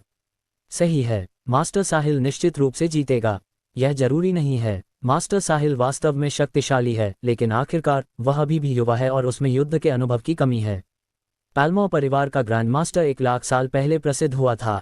ये पुरानी और नई पीढ़ियों के बीच का टकराव है, इसलिए हमें ये जानने के लिए परिणामों के आने का इंतजार करना होगा कि कौन जीतेगा और कौन हारेगा। मास्टर साहिल का उदय स्टार किंगडम के एक नए युग के आगमन का प्रतिनिधित्व करता है। अब समय आ गया है कि पुरानी पीढ़ी सुर्खियों से हट जाए और युवाओं को मौका दे। मैं मास्टर साहिल का समर्थन करता हूँ। मैं भी मास्टर साहिल का समर्थन करता हूँ। मास्टर साहिल को जीतना ही चाहिए। मैं पैल्मो परिवार के ग्रैंड मास्टर का समर्थन करता हूँ। एक युवा व्यक्ति की तुलना उस व्यक्ति से कैसे की जा सकती है जो सैकड़ों हजारों वर्षों से जीवित है? उस स्थिति में हम एक शर्त क्यों न लगाएं? ठीक है, तुम क्या दांव लगा रहे हो? मेरी पूरी कुल संपत्ति 30 मिलियन स्टार डॉलर्स। क्या तुम हिम्मत करते हो? ठीक है, मैं तुमसे नहीं डरता। मैं मास्टर साहिल की जीत के लिए 10 मिलियन लगा रहा हूँ। मैं पैल्मो परिवार के ग्रैंड मास्टर की जीत के लिए इसे 50 मिलियन तक बढ़ा दूंगा। अधिक से अधिक लोग भाग लेने लगे। अध्याय 1894। कुछ ने नई पीढ़ी के साहिल का समर्थन किया और कुछ ने पुरानी पीढ़ी के टाई का समर्थन किया। दोनों पक्ष गतिरोध में थे। दांव भी बड़े होते जा रहे थे।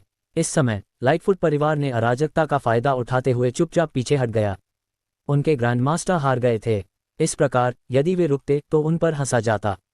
इसके अलावा यदि वह मूर्ख लेकिन शक्तिशाली साहिल 2 अचानक उन्हें फिर से परेशान करना चाहता तो वे बिना किसी सहायता के होते। उन्हें कोई नहीं बचा सकता था। साहिल ने उन युवाओं पर कोई ध्यान नहीं दिया और सीधे फेलोस परिवार के पास चला गया। मिस फेलोज और मिस्टर वलेरियो, आपकी महान मदद के लिए धन्यवाद। साहिल ने हाथ जोड़कर शालीनता से कहा। वह उन दोनों का आभारी था। यदि वह संयोग से एल्बर से नहीं मिला होता, उसका पूरा समर्थन प्राप्त नहीं किया होता, और वलेरियो ने महत्वपूर्ण क्षण में ट्रेजर ट्रोव की 300 शाखाओं को उसे बेचने के लिए सभी कठिनाइयों पर विजय नहीं प्राप्त की होती, तो साहिल इतने कम समय में ट्रू सेंट रैंक कैसे प्राप्त कर सकता था। किसी को पता होना चाहिए कि जब उसने इरिडेसेंट सेक्ट छोड़ा था, तो वह इटर्नल रिल्म में सिर्फ एक चींटी था। नेक जैसे प्री सेंट के खिलाफ उसके पास लड़ने का कोई रास्ता नहीं होता। यदि उसकी मजबूत मन की शक्ति नहीं होती, तो वह अब तक नेक द्वारा मारा जा चुका होता। साहिल की आवाज़ सुनकर एल्बर के चेहरे पर उत्साह झलक उठा। वह सही थी, वे दोनों साहिल ही थे। मास्टर साहिल, आपका स्वागत है। मुझे यही करना चाहिए था, और आपकी मदद करना मेरे लिए बड़े सम्मान की बात है। एल्बर उत्साहित दिख रही थी। एल्बर सही कह रही है। मास्टर साहिल, आपकी मदद करना मेरा सौभाग्य भी है।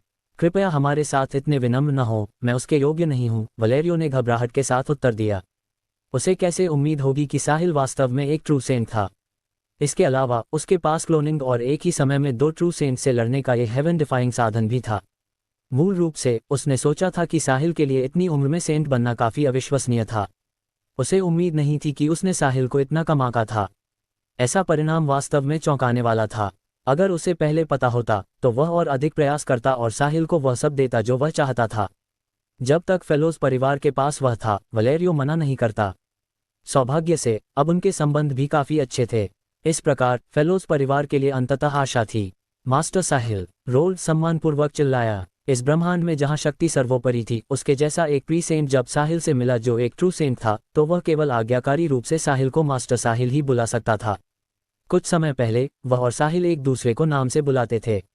अब वह केवल सम्मानपूर्वक उन्हें मास्टर साहिल बुला सकता था। रोल्ड, कृपया इतने विनम्र न हो। तुम अभी भी मुझे नाम से बुला सकते हो। नहीं नहीं नहीं, इसकी अनुमति नहीं है। सीखने में कोई पहला या अंतिम नहीं होता है। यह एक शाश्वत सत्य है जिसका उल्लंघन नहीं किया जा सकता है। साहिल कड़वाहट से मुस्कुराया। वह इस स्थिति में कुछ नहीं कर सकता था। ऐसा तब भी हुआ था जब वह पृथ्वी पर था। उसकी ताकत और पहचान जानने के बाद उसके दोस्त जो मूल रूप से उसके करीब थे, खुद को अलग करने लगे थे। साहिल जानता था कि ऐसा इसलिए नहीं था क्योंकि वे लोग उसके करीब नहीं आना चाहते थे, बल्कि इसलिए था क्योंकि वे हिम्मत नहीं कर पा रहे थे। साहिल, सीडर और साहिल ने विनम्र शब्दों का आदान प्रदान किया। धमाका, आसमान से एक और तेज आवाज आई जो पहले की किसी भी आवाज से कहीं ज्यादा तेज थी। साहिल, भले ही तुम एक ट्रू सेंट हो, लेकिन मेरे परिवार को अपमानित करने के बाद तुम्हें आज्ञाकारी रूप से अपना सिर झुकाना होगा। बस इंतजार करो, पैल्मो परिवार का सेक्रेड सेंट ग्रैंड मास्टर जल्द ही तुम्हारे पास आएगा। हाँ, पैल्मो परिवार स्टार किंगडम की 6 शीर्ष शक्तियों में से एक, बस ऐसा ही है। तुम केवल पुराने लोगों को मेरे पास भेजना जानते हो जब युवा मुझे नहीं हरा सकते। भले ही तुम उसे मेरे पास आने के लिए कहो, मैं साहिल खुराना डरता नहीं हूँ। किसके परिवार में कोई बुजुर्ग नहीं है। मैं कहीं शून्य से प्रकट नहीं हुआ हूँ। इसके तुरंत बाद एंडर्स के सामने एक स्पेस क्रैक दिखाई दी। फिर दरार गायब होने से पहले उसे खींचने के लिए एक हाथ बाहर निकला। अध्याय 1895। एंडर्स को टाई द्वारा अंतरिक्ष दरार से ले जाने के कुछ ही समय बाद एक लाल रोशनी दिखाई दी। साहिल स्वयं सबके सामने प्रकट हुआ। देखो, सब देखो, मास्टर साहिल जीत के साथ लौटे हैं। नमस्ते मास्टर साहिल। अभिवादन साहिल। मास्टर साहिल, आप बहुत सुंदर हैं। एक प्रशंसक लड़की चिल्लाई। हाँ, मैंने तुमसे कहा था कि मास्टर साहिल जीतेंगे। तब तुमने मुझ पर विश्वास नहीं किया था, तो अब क्या? तुम्हें चेहरे पर तमाचा लगा है ना? मुझे पैसे दो। हाँ, मास्टर साहिल की बदौलत मैं अब अमीर हो गया हूँ। आकाश के ऊपर 2 एक जैसे साहिल एक साथ खड़े थे। साहिल, यह क्या है? सीडर ने दोनों साहिल को देखा और उत्सुकता से पूछा। एल्बर और अन्य लोगों ने अपने कान खड़े कर लिए। वे भी जानना चाहते थे, दो साहिल ने ये कैसे किया? सीडर, ये बात करने की जगह नहीं है और मुझे अभी कुछ जरूरी काम निपटाना है। वापस आने पर मैं तुमसे बात करूंगा, साहिल ने कहा। वह अब सिमंस कॉन्टिनेंट जा रहा था। वह उस कुत्ते नेक के पता चलने से पहले उससे बदला लेना चाहता था। अन्यथा क्या वह समाचार फैलने और नेक के खुद को छिपाने के बाद उसे ढूंढ पाएगा? जब वह पहली बार स्टार किंगडम आया था, तो इरिडेसेंट सेक्ट में नेक के हाथों लगभग मरने के बाद साहिल ने खुद से कसम खाई थी, जैसे ही वह काफी मजबूत हो जाएगा, वह नेक द्वारा उसके साथ किए गए हर काम का बदला लेगा। नेक, जो एक शुरुआती प्री सेंट था, साहिल के सामने एक थोड़ी मजबूत चींटी के समान था जो पहले से ही एक ट्रू सेंट था। दोनों पक्षों के बीच का अंतर एक बड़े रेल्म से भी अधिक था। भले ही सिमंस परिवार के पास अभी भी एक ग्रैंड मास्टर था जो अंधेरे में छिपा हुआ था और स्वस्थ हो रहा था, साहिल डरा नहीं था। यदि वह सेक्रेड सेंट नहीं था तो चिंता की कोई बात नहीं थी। वह एक ऐसे ट्रू सेंट से क्यों डरेगा जो अभी भी गंभीर रूप से घायल था। सबसे बुरा होता तो वह क्लोन को बुलाने के लिए ब्लड एसेंस की एक और बूंद खर्च कर देता। साहिल को यकीन था कि 2 लेट ट्रू सेंट्स और 2 सोल बाउंड वेपन्स सिमंस परिवार को हरा सकते हैं। वैसे भी साहिल इंतजार नहीं कर सकता था और वह अभी बदला लेना चाहता था। ठीक है साहिल, तुम्हें पहले अपना काम संभालना चाहिए। काम पूरा होने के बाद हम बात करने के लिए जगह ढूंढ लेंगे। सीडर नहीं जानता था कि साहिल क्या करने जा रहा है और उसने पूछा भी नहीं। यदि साहिल सीडर को बताना चाहता तो वह बता देता। यदि वह नहीं चाहता तो पूछना वैसे भी बेकार होता। अब साहिल की स्थिति अलग थी। वह न केवल एक ट्रू सेंट था बल्कि उसके पास एक स्वर्ग विरोधी तकनीक भी थी जिसने उसे एक साथ 2 लोगों से लड़ने की अनुमति दी ताकि वह कॉस्मो और टाई को एक ही समय में हरा सके। ताकत के मामले में साहिल पूरी तरह से सीडर से आगे निकल गया था। अलविदा सीडर, मैं जल्द ही वापस आऊंगा और फिर हम तुम्हारे परिवार और पैल्मो परिवार के बीच की समस्या के बारे में बात करेंगे। फेलोज परिवार के चारों सदस्यों की आंखें चमक उठीं। यही कारण था कि उन्होंने साहिल की रक्षा के लिए अपना सर्वश्रेष्ठ प्रयास किया था। उन्होंने शुरू में सोचा था कि साहिल का मास्टर केवल एक ट्रू सेंट था, इसलिए वे पूरी तरह से निराश महसूस कर रहे थे। अप्रत्याशित रूप से ये साहिल स्वयं निकला। यदि ऐसा था तो उसका मास्टर निश्चित रूप से एक ट्रू सेंट से अधिक होगा।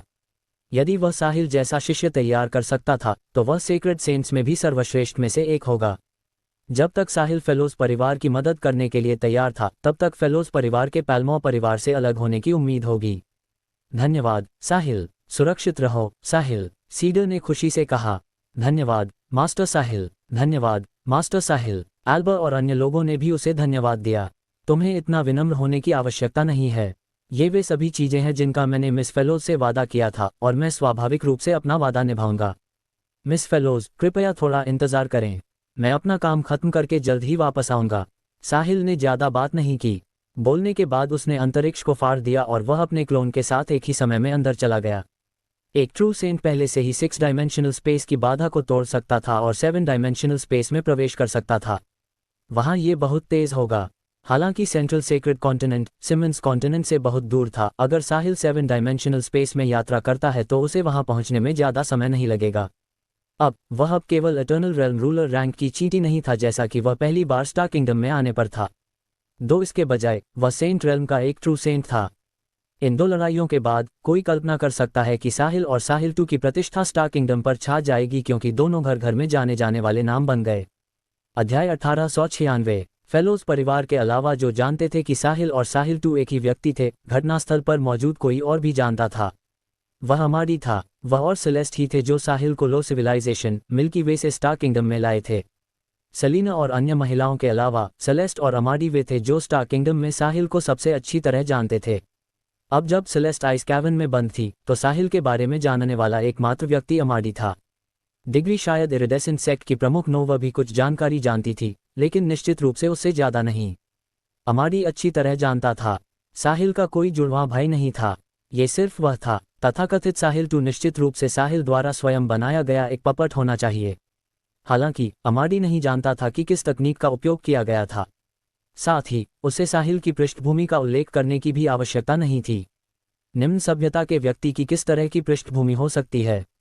उसने जो आखिरी शब्द कहे थे वे केवल जनता को भ्रमित करने और पैल्मो परिवार को डराने के लिए थे ताकि वे सोचें कि साहिल के पीछे एक मजबूत पृष्ठभूमि है। इस तरह वे साहिल के खिलाफ आसानी से कार्रवाई करने की हिम्मत नहीं करेंगे। जहां तक साहिल द्वारा इतने कम समय में अपनी वर्तमान उपलब्धियों को प्राप्त करने की बात है, अमाडी भी उतना ही उलझन में था। वह हैरान होने के साथ साथ संदेह से भी भरा हुआ था। शायद ये बच्चा स्टार किंगडम के स्वर्ण युग का चोजन वन था। अन्यथा साहिल इतने कम समय में ट्रू सेंट कैसे बन गया, इसका स्पष्टीकरण बिल्कुल नहीं दिया जा सकता था। इसके अलावा उसने टाई और कॉस्मो जैसे अनुभवी ट्रू सेंट्स को भी अकेले ही हरा दिया जो हजारों वर्षों से जीवित थे। अमाडी को याद आया जब उन्होंने मिल्की वे छोड़ी थी, साहिल ने बीस्ट गैलेक्सी जाने के लिए भी कहा था। उन्होंने बीस्ट गैलेक्सी में 10 से अधिक इटर्नल्स के खिलाफ लड़ने के लिए मिलकर काम किया था। उस समय साहिल केवल एक रूलर रैंक का था। यदि सेलेस्ट ने उन्हें समय रहते नहीं बचाया होता तो वे दोनों शायद अपनी जान लेकर नहीं निकल पाते। तब से कितना समय बीत चुका था। साहिल ने ट्रू सेंट रैंक तक पहुंचने के लिए इमॉर्टल, सॉवरन, पार्शल सेंट और प्री सेंट रैंक को पार कर लिया था। कितना अविश्वसनीय। ये सोचकर अमाडी ने अपना सीना पीटा और पैर पटके। अगर उसे पता होता कि ऐसा होगा तो वह साहिल को स्टार मैंशन में भर्ती करने और उनके स्टार किंगडम पहुंचते ही उनमें से एक बनने के लिए वह सब कुछ करता जो वह कर सकता था। यदि साहिल एक सेक्रेड सेंट बन जाता तो स्टार मैंशन स्टार किंगडम की 7वीं सबसे बड़ी शक्ति बन जाता। स्टार मैंशन की ताकत और प्रतिष्ठा निश्चित रूप से एक गुणात्मक छलांग का अनुभव करती। अफसोस की बात है कि अब बहुत देर हो चुकी थी। वर्तमान साहिल अब वह नहीं था जिसके पीछे स्टार मैंशन जा सके। हालांकि अमाडी निराश नहीं था। उसका साहिल के साथ रिश्ता था। वैसे भी वह उन लोगों में से एक था जो उसे स्टार किंगडम लाए थे। यदि वह स्टार किंगडम नहीं आता और यदि वह अभी भी मिल्की वे निम्न सभ्यता में होता तो क्या साहिल वह हासिल कर पाता जो वह अब है। कुछ समय पहले अमाडी साहिल की प्रेमिकाओं को संदेश देने के लिए इरिडेसेंट सेक्ट गया था। ये जानते हुए कि साहिल कितना आभारी था, वह निश्चित रूप से अमाडी के बारे में नहीं भूलेगा। जब तक दोनों पक्षों के बीच अच्छे संबंध थे, भविष्य में साहिल के सेक्रेड सेंट बनने पर स्टार मैंशन को भी भारी लाभ होगा। साहिल के समर्थन के साथ स्टार मैंशन के प्रमुख के पद के लिए अमाडी के साथ प्रतिस्पर्धा करने के योग्य कौन होगा। भले ही तुम्हारे पास हर तरह की साजिशें और चालें हों, फिर भी तुम मुझे छू नहीं सकते। ये सब इसलिए है क्योंकि मेरे पास एक सेक्रेड सेंट दोस्त है। अध्याय 1897। जैसे ही उन्होंने साहिल को जाते देखा, चलो हम भी चलते हैं, सीडर ने कहा। जी ग्रैंडमास्टर, एल्बर और अन्य लोगों ने उत्तर दिया। फेलोज परिवार ने भी ऐसा ही किया। मुख्य पात्रों के जाने के बाद जमीन पर मौजूद भीड़ धीरे धीरे छंटने लगी। कुछ लोग खुश थे और कुछ दुखी थे। जिस व्यक्ति ने साहिल के जीतने पर दांव लगाया था वह निस्संदेह खेल में सबसे अधिक लाभ पाने वाला बन गया। साहिल के अंतरिक्ष दरार में प्रवेश करने के बाद उसने अंतरिक्ष आयाम की बाधाओं को परत दर परत फाड़ दिया और अंत में 7 डायमेंशनल स्पेस में रुक गया। केवल एक सेक्रेड सेंट ही यहाँ की बाधा को फाड़ सकता था और एक डायमेंशनल स्पेस में प्रवेश कर सकता था। फिर साहिल तेजी से सिमंस कॉन्टिनेंट की दिशा में चल पड़ा। उसने क्लोन को विदा कर दिया था। हालांकि अभी तक 1 घंटा नहीं हुआ था, लेकिन इसे आसपास रखना बेकार था। सेंट्रल सेक्रेड कॉन्टिनेंट से सिमंस कॉन्टिनेंट की दूरी के साथ साहिल 1 घंटे में नहीं पहुंच सकता था, भले ही वह 7 डायमेंशनल स्पेस में यात्रा करे। इसलिए क्लोन स्वाभाविक रूप से तब तक टिक नहीं पाएगा। इसके अलावा जब वे लड़ रहे थे तो कुछ समय बर्बाद हो गया था। जब साहिल रास्ते में था, सेंट्रल सेक्रेड कॉन्टिनेंट के वेस्ट एंड के लार्ज ट्रेड जोन 47 में जो हुआ वह पूरे स्टार किंगडम में तूफान की तरह फैल गया। इस बीच साहिल और साहिल 2 तूफान के केंद्र थे। अचानक 2 युवा ट्रू सेंट्स प्रकट हुए और उन्होंने अनुभवी ट्रू सेंट्स टाई और कॉस्मो को पीछे धकेल दिया। उनके लिए किसी का ध्यान आकर्षित न करना कठिन होगा। पहले तो बहुत से लोगों को इस पर विश्वास नहीं हुआ, लेकिन बहुत से लोगों ने साहिल को कार्रवाई करते देखा था। इसलिए उनके पास विश्वास करने के अलावा कोई विकल्प नहीं था। इस तथ्य के साथ कि पैल्मो परिवार और लाइटफुट परिवार घटना के पीड़ित होने के नाते कभी भी अफवाहों का खंडन करने के लिए सामने नहीं आए, उन्होंने अनुमान लगाया कि यह अधिकतर सच था। सभी ताकतें सोच रही थीं कि आखिर साहिल और साहिल 2 कौन हैं। स्टार किंगडम में पहले कभी ऐसा युवा ट्रू सेंट नहीं हुआ था। 5 बेशक कुछ लोगों ने संदेह जताया। कहा जाता था कि साहिल और साहिल 2 ने फिर से जवान होने और इतना युवा दिखने के लिए स्वर्ग और पृथ्वी के कुछ अत्यंत दुर्लभ खजाने लिए थे। वास्तव में वे दोनों पुराने राक्षस थे जो सैकड़ों हजारों वर्षों से जीवित थे। अन्यथा वे इतने शक्तिशाली कैसे हो सकते थे। स्टार किंगडम के ऐतिहासिक रिकॉर्ड में ऐसा कुछ भी दर्ज नहीं था, हकीकत तो दूर की बात है। जैसे ही इस तरह की टिप्पणी सामने आई, वह तुरंत आलोचना का लक्ष्य बन गई। पुराने ट्रू सेंट टाई को पीछे हटाने के बाद साहिल को प्रसिद्धि मिली। बहुत से लोग उसे अपना आदर्श मानने लगे। यदि किसी ने उनके आदर्श के बारे में बुरा बोलने की हिम्मत की तो वे निश्चित रूप से पलटवार करेंगे, खासकर जब बात युवा और सुंदर महिला प्रतिभाओं की हो। अतीत में वे सभी स्टार किंगडम 6 जैसे लोगों की पूजा करते थे। हालांकि जब उन्होंने 6 की तुलना साहिल से की तो उन्हें पता चला कि स्टार किंगडम 6 साहिल के पैर चूमने के लायक भी नहीं थे। साहिल न केवल 6 से अधिक सुंदर था, बल्कि वह अधिक उत्तम भी था और उसकी ताकत 6 के ग्रैंड मास्टर्स के बराबर भी थी। तुरंत महिलाओं ने अपने लक्ष्य बदल दिए और युवा, सुंदर और अधिक मजबूत साहिल पर ध्यान केंद्रित किया। हालांकि 6 कई सालों से स्टार किंगडम में प्रसिद्ध थे, इसलिए उनके पास अभी भी कई वफादार प्रशंसक थे। ये लोग चुपके से साहिल की निंदा कर रहे थे। 2 अलग अलग राय वाले लोग एक दूसरे को नापसंद करने लगे और सार्वजनिक रूप से एक दूसरे की आलोचना करने लगे। जैसे जैसे बयानबाजी और तेज होती गई, वे एक दूसरे से लड़ने के लिए भी तैयार लग रहे थे।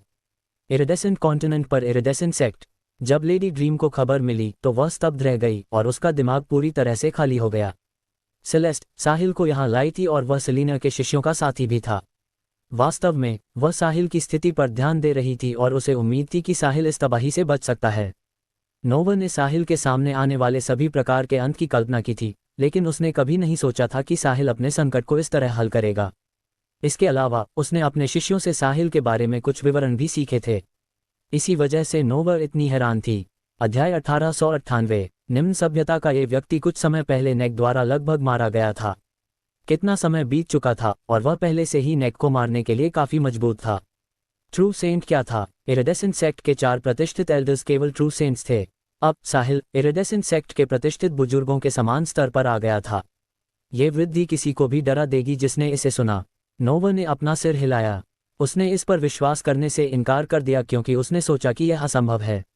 ये बहुत अतिरंजित था। आखिरकार उसने इसे अपनी आंखों से नहीं देखा था। देखना ही विश्वास करना है। दूसरे लोग इसलिए विश्वास करते थे क्योंकि वे साहिल की वास्तविक स्थिति को नहीं समझते थे। उन्होंने सोचा कि साहिल को एक शक्तिशाली शक्ति का समर्थन प्राप्त है और उसके पास उपयोग करने के लिए अंतहीन संसाधन हैं।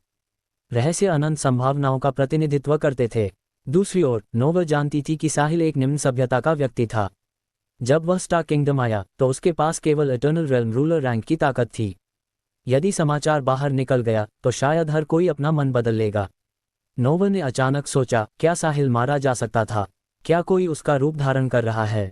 लेकिन उनके ऐसा करने का उद्देश्य क्या है? वह इस मुख्य बिंदु को समझ नहीं पा रही थी। वह सच्चाई की पुष्टि करने के लिए साहिल से संपर्क करने के लिए सेलिना को बुलाना चाहती थी। हालांकि इसके बारे में सोचने के बाद उसने इसे भूलने का फैसला किया। स्थिति अज्ञात थी, इसलिए बेहतर होगा कि उन्हें पता न चले। जितनी बड़ी आशा उतनी बड़ी निराशा। नोवा को बहुत डर था कि यदि साहिल वास्तव में मारा गया था तो सेलिना और अन्य लोग समाचार जानने के बाद उसे स्वीकार नहीं कर पाएंगे। वे महिलाएं साहिल को अपनी जान से ज्यादा मानती थीं। अंत में नोवा ने अमाडी से संपर्क किया। अमाडी ने हमेशा साहिल के साथ अच्छे संबंध बनाए रखे थे, इसलिए उसे भी इसके बारे में पता होना चाहिए था। जवाब सच निकला। साहिल वास्तव में ट्रू सेंट बन गया और उसने टाई को हरा दिया। बात बस इतनी थी कि अमाडी के पास साहिल से संवाद करने का समय नहीं था। इसने नोवा को संदेहास्पद बना दिया। हालांकि अमाडी ने पुष्टि की थी कि वह साहिल ही था, लेकिन वह अभी भी संशय में थी। शायद साहिल सच में मारा गया था और कोई उसका रूप धारण कर रहा था। यदि वह पुष्टि करना चाहती थी कि वह साहिल था या नहीं, तो सबसे आसान तरीका सेलिना और महिलाओं को उससे संपर्क करने के लिए कहना था। इसके अलावा दूसरा तरीका इंतजार करना था। यदि साहिल वास्तव में एक ट्रू सेंट था तो उसका अगला कदम नेक से बदला लेना होना चाहिए। जब साहिल ने इरिडेसेंट सेक्ट छोड़ा था तो नोवा उसकी आंखों में नफरत को स्पष्ट रूप से देख सकती थी। एक बार ताकत मिलने के बाद साहिल निश्चित रूप से बिना किसी देरी के नेक से बदला लेगा। इसलिए वह बस इंतजार करेगी और देखेगी कि वह आगे क्या करता है। नोवा ने इस रहस्य को फिलहाल महिलाओं से छिपाने का फैसला किया।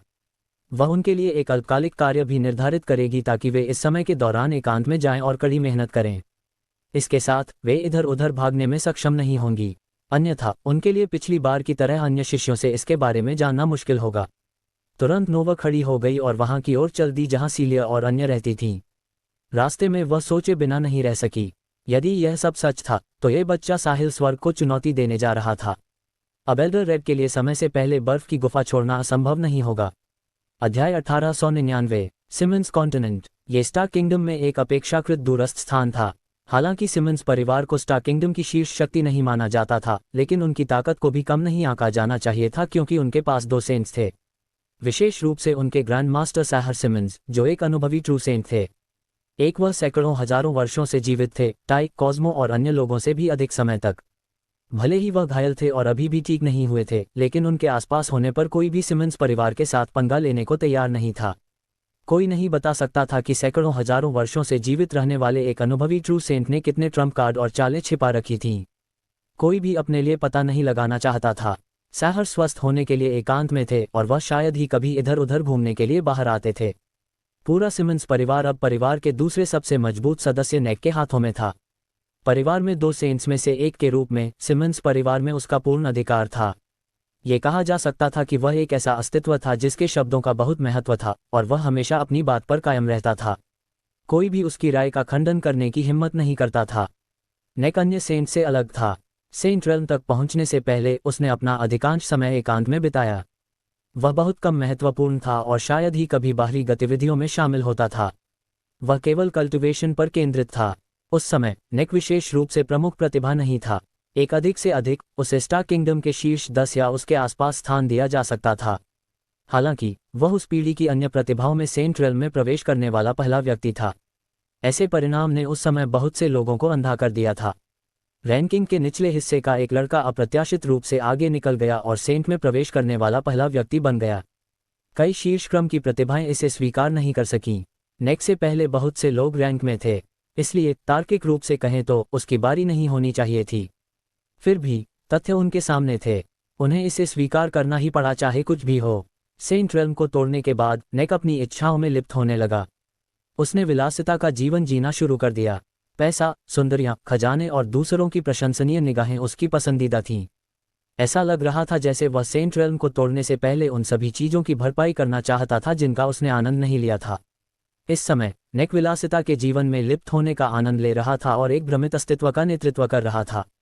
जैसे ही वह हॉल के सामने बैठा, वह उसकी सेवा करने वाली कई भव्य सुंदरियों से घिरा हुआ था। नीचे दर्जन भर से अधिक नर्तकियां नाच रही थीं। सभी महिलाओं में एक बात समान थी, उन सभी को नग्न होना था। हॉल में केवल एक ही पुरुष था, नेक। ये चरम एक्स्ट्रावेगेंस था। यदि वह पृथ्वी पर सोमरलैंड के प्राचीन काल में होता तो वह बदनामी के लिए एक पर्याय के रूप में इतिहास में जाने जाने वाले नाम वाला एक मंदबुद्धि राजा होता। नेक ने अपने आसपास की सुंदर महिलाओं को देखा और रुचि खोने लगा। ये महिलाएं निश्चित रूप से अद्भुत थीं और उनके लुक्स और शरीर शीर्ष स्तर के थे। हालांकि वे अभी भी इरिडेसेंट सेक्ट की 7 परियों और 7 उच्च पुजारिनों से बहुत दूर थीं। दुर्भाग्य से ये सिमंस कॉन्टिनेंट में मिलने वाली सबसे अच्छी महिलाएं थीं। इरिडेसेंट सेक्ट पूरे स्टार किंगडम में शीर्ष सुंदरियों की भर्ती करेगा। एक तरफ सिमंस कॉन्टिनेंट का सर्वश्रेष्ठ दिखाया गया था, जबकि एक तरफ पूरे स्टार किंगडम का सर्वश्रेष्ठ दिखाया गया था। दोनों की तुलना करने पर स्वाभाविक रूप से अंतर होगा। हे भगवान, नेक ने चुपचाप आह भरी। जैसे ही उसने कुछ समय पहले इरिडेसेंट सेक्ट की यात्रा को याद किया, उसे पछतावा हुआ। उसे न केवल सेलेस्ट पिछली उच्च पुजारिन नहीं मिली, बल्कि वह 7 परियों में से किसी को भी वापस लाने में विफल रहा। उसके अलावा उसे इरिडेसेंट सेक्ट के ट्रू सेंट के प्रतिष्ठित बुजुर्ग द्वारा सबक भी सिखाया गया था। क्या नुकसान था। जैसे ही उसने सेलेस्ट के आकर्षण और उसके मोहक शरीर के बारे में सोचा, नेक को पूरे शरीर में गर्मी महसूस हुई। अध्याय 1900। दुर्भाग्य से उस जैसी महिला को बर्फ की गुफा में बंद कर दिया गया था और वह 100 साल बाद ही बाहर आ सकती थी। वह तब तक एक भावनाहीन बर्फ सी ठंडी रोबोट होगी। इरिडेसेंट सेक्ट की बर्फ की गुफा पूरे स्टार किंगडम में प्रसिद्ध थी। वहीं इरिडेसेंट सेक्ट ने अपने डेथ सोल्जर्स को प्रशिक्षित किया था। वहां की ठंडी हवा धीरे धीरे किसी की भावनाओं को खत्म कर सकती थी। उनके बाहर आने के बाद उनमें कोई भावना या इच्छा नहीं होगी। क्या वह व्यक्ति अभी भी इंसान होगा? वह जगह नहीं होनी चाहिए थी। नेक ने एक व्यक्ति के बारे में भी सोचा, एक चींटी जिसे किसी भी समय कुचलकर मारा जा सकता था, लेकिन उसने ऐसा नहीं किया। वह प्रतिद्वंद्वी इरिडेसेंट सेक्ट की मदद से भाग भी निकला। नेक को साहिल की परवाह नहीं थी, एक युवा व्यक्ति जिसने उसके सेंट माइक को ठेस पहुंचाने की हिम्मत की थी। वह सिर्फ अटर्नल रेल्म रूलर रैंक की एक चींटी था। एक बार नेक के पास समय होने पर वह साहिल को अपनी मर्जी से कुचल सकता था। अब खुद का आनंद लेना अधिक महत्वपूर्ण था। ये महिलाएं सब नई थीं। हालांकि वे सबसे अच्छी नहीं थीं, फिर भी वे पर्याप्त से अधिक थीं। उन्हें पहले से ही इस भूमि के इस हिस्से में शीर्ष सुंदरियों के रूप में माना जा सकता था। सिमंस परिवार स्टार किंगडम की अन्य शक्तियों के बीच बड़ी शक्तियों में से एक था। उनका अपना खुफिया विभाग भी था। वे स्टार किंगडम में होने वाली प्रमुख घटनाओं पर नजर रखेंगे। हालांकि नेक ने खुद इस पर ज्यादा ध्यान नहीं दिया। उसका ध्यान भोग विलास के इस जीवन का आनंद लेने पर था। यदि नेक थोड़ा ध्यान दे पाता तो उसे पता चल जाता कि लाइटफुट परिवार के वारंट पर जो आदमी था, वह उस बच्चे के समान दिखता था जिसे उसने इरिडेसेंट सेक्ट में लगभग मार दिया था। फिर वह निश्चित रूप से जान जाता कि उसके तुरंत बाद सेंट्रल सेक्रेड कॉन्टिनेंट के वेस्ट एंड में क्या हुआ था। भले ही वह इस पर विश्वास नहीं करता, लेकिन वह कम से कम थोड़ा तैयार होता। उस स्थिति में वह इतना अज्ञानी नहीं होता जितना अभी था। वर्तमान में नेक पूरी तरह से इच्छा की दुनिया में डूबा हुआ था। वह सेलेस्ट को पाने में विफल रहा, साथ ही आश्चर्यजनक 7 परियों को भी। इस प्रकार वह केवल अन्य लोगों पर अपना गुस्सा निकाल सकता था। सिमंस परिवार में हर कोई अपने ग्रैंड मास्टर के स्वभाव को जानता था, इसलिए उन्होंने उसे परेशान करने की हिम्मत नहीं की। सिमंस कॉन्टिनेंट के बाहर शून्य में अचानक एक अंतरिक्ष दरार दिखाई दी। साहिल दरार से बाहर निकला और पास की भूमि के उस टुकड़े पर नजर डाली जिससे रोशनी का आभा निकल रहा था। उसकी आंखों में शीतलता की चमक थी। साहिल को अभी भी याद है कि इरिडेसेंट सेक्ट में नेक ने उसे किस तरह देखा था। नेक ने उसे ऐसे देखा जैसे वह किसी भी समय कुचल दी जाने वाली चींटी को देख रहा हो। नेक ने एक सेंट के अहंकार को स्पष्ट रूप से प्रदर्शित किया था। उस समय साहिल, जो अभी अभी स्टार किंगडम पहुंचा था, के पास केवल इटर्नल रेल्म रूलर रैंकर की ताकत थी और उसके पास एक मजबूत सेंट का विरोध करने की जरा सी भी क्षमता नहीं थी। जोर यदि उसकी मजबूत मन की शक्ति नहीं होती तो वह अब तक मर चुका होता। नेक ने कभी सोचा भी नहीं होगा कि वह स्थिति जल्द ही पलट जाएगी। साहिल एक लेट ट्रू सेंट की ताकत के साथ सिमंस कॉन्टिनेंट आएगा और वह एक शुरुआती प्री सेंट लेट ट्रू सेंट साहिल का सामना करते समय सिर्फ एक चींटी होगा। वह साधारण चींटियों से अधिक मजबूत हो सकता है लेकिन ज्यादा नहीं। वह बस इतना ही था। सिमंस, तुम कुत्ते, मैं साहिल खुराना यहाँ हूँ। चूंकि तुम मुझे मारना चाहते थे, तुम मुझे दोष नहीं दे सकते। मुझे आशा है कि तुम अपनी आसन मृत्यु के लिए तैयार हो। मैं तुम्हें भागने का कोई मौका नहीं दूंगा, साहिल ने उपहास किया। फिर वह फिर से गायब हो गया। उसने अंतरिक्ष में प्रवेश किया और मुख्य भूमि की ओर भागा। नेक, जो सुंदरियों की सेवा का आनंद ले रहा था, ने अचानक अपने सिर के ऊपर एक ठंडक महसूस की जिससे वह पूरी तरह से कांप उठा। क्या हुआ? वह गहरी बाहें सिकुड़कर खड़ा हो गया। सेंट रेल्म में पहुंचने और सेंट का शरीर प्राप्त करने के बाद उसके शरीर ने उसे कभी भी कोई निराधार चेतावनी नहीं दी थी। अभी अभी हुए शारीरिक बदलाव इस बात का संकेत थे कि क्या होने वाला है। नेक की हरकतों ने उसके आसपास की महिलाओं को डरा दिया, इसलिए वे सब कांपते हुए घुटनों के बल बैठ गईं। दोस्तों, अगर आपको यह वीडियो पसंद आई है तो वीडियो को लाइक करें और नेक्स्ट पार्ट के लिए कमेंट कर देना और नोवेल एडिट चैनल को सब्सक्राइब कर लेना। Thank you.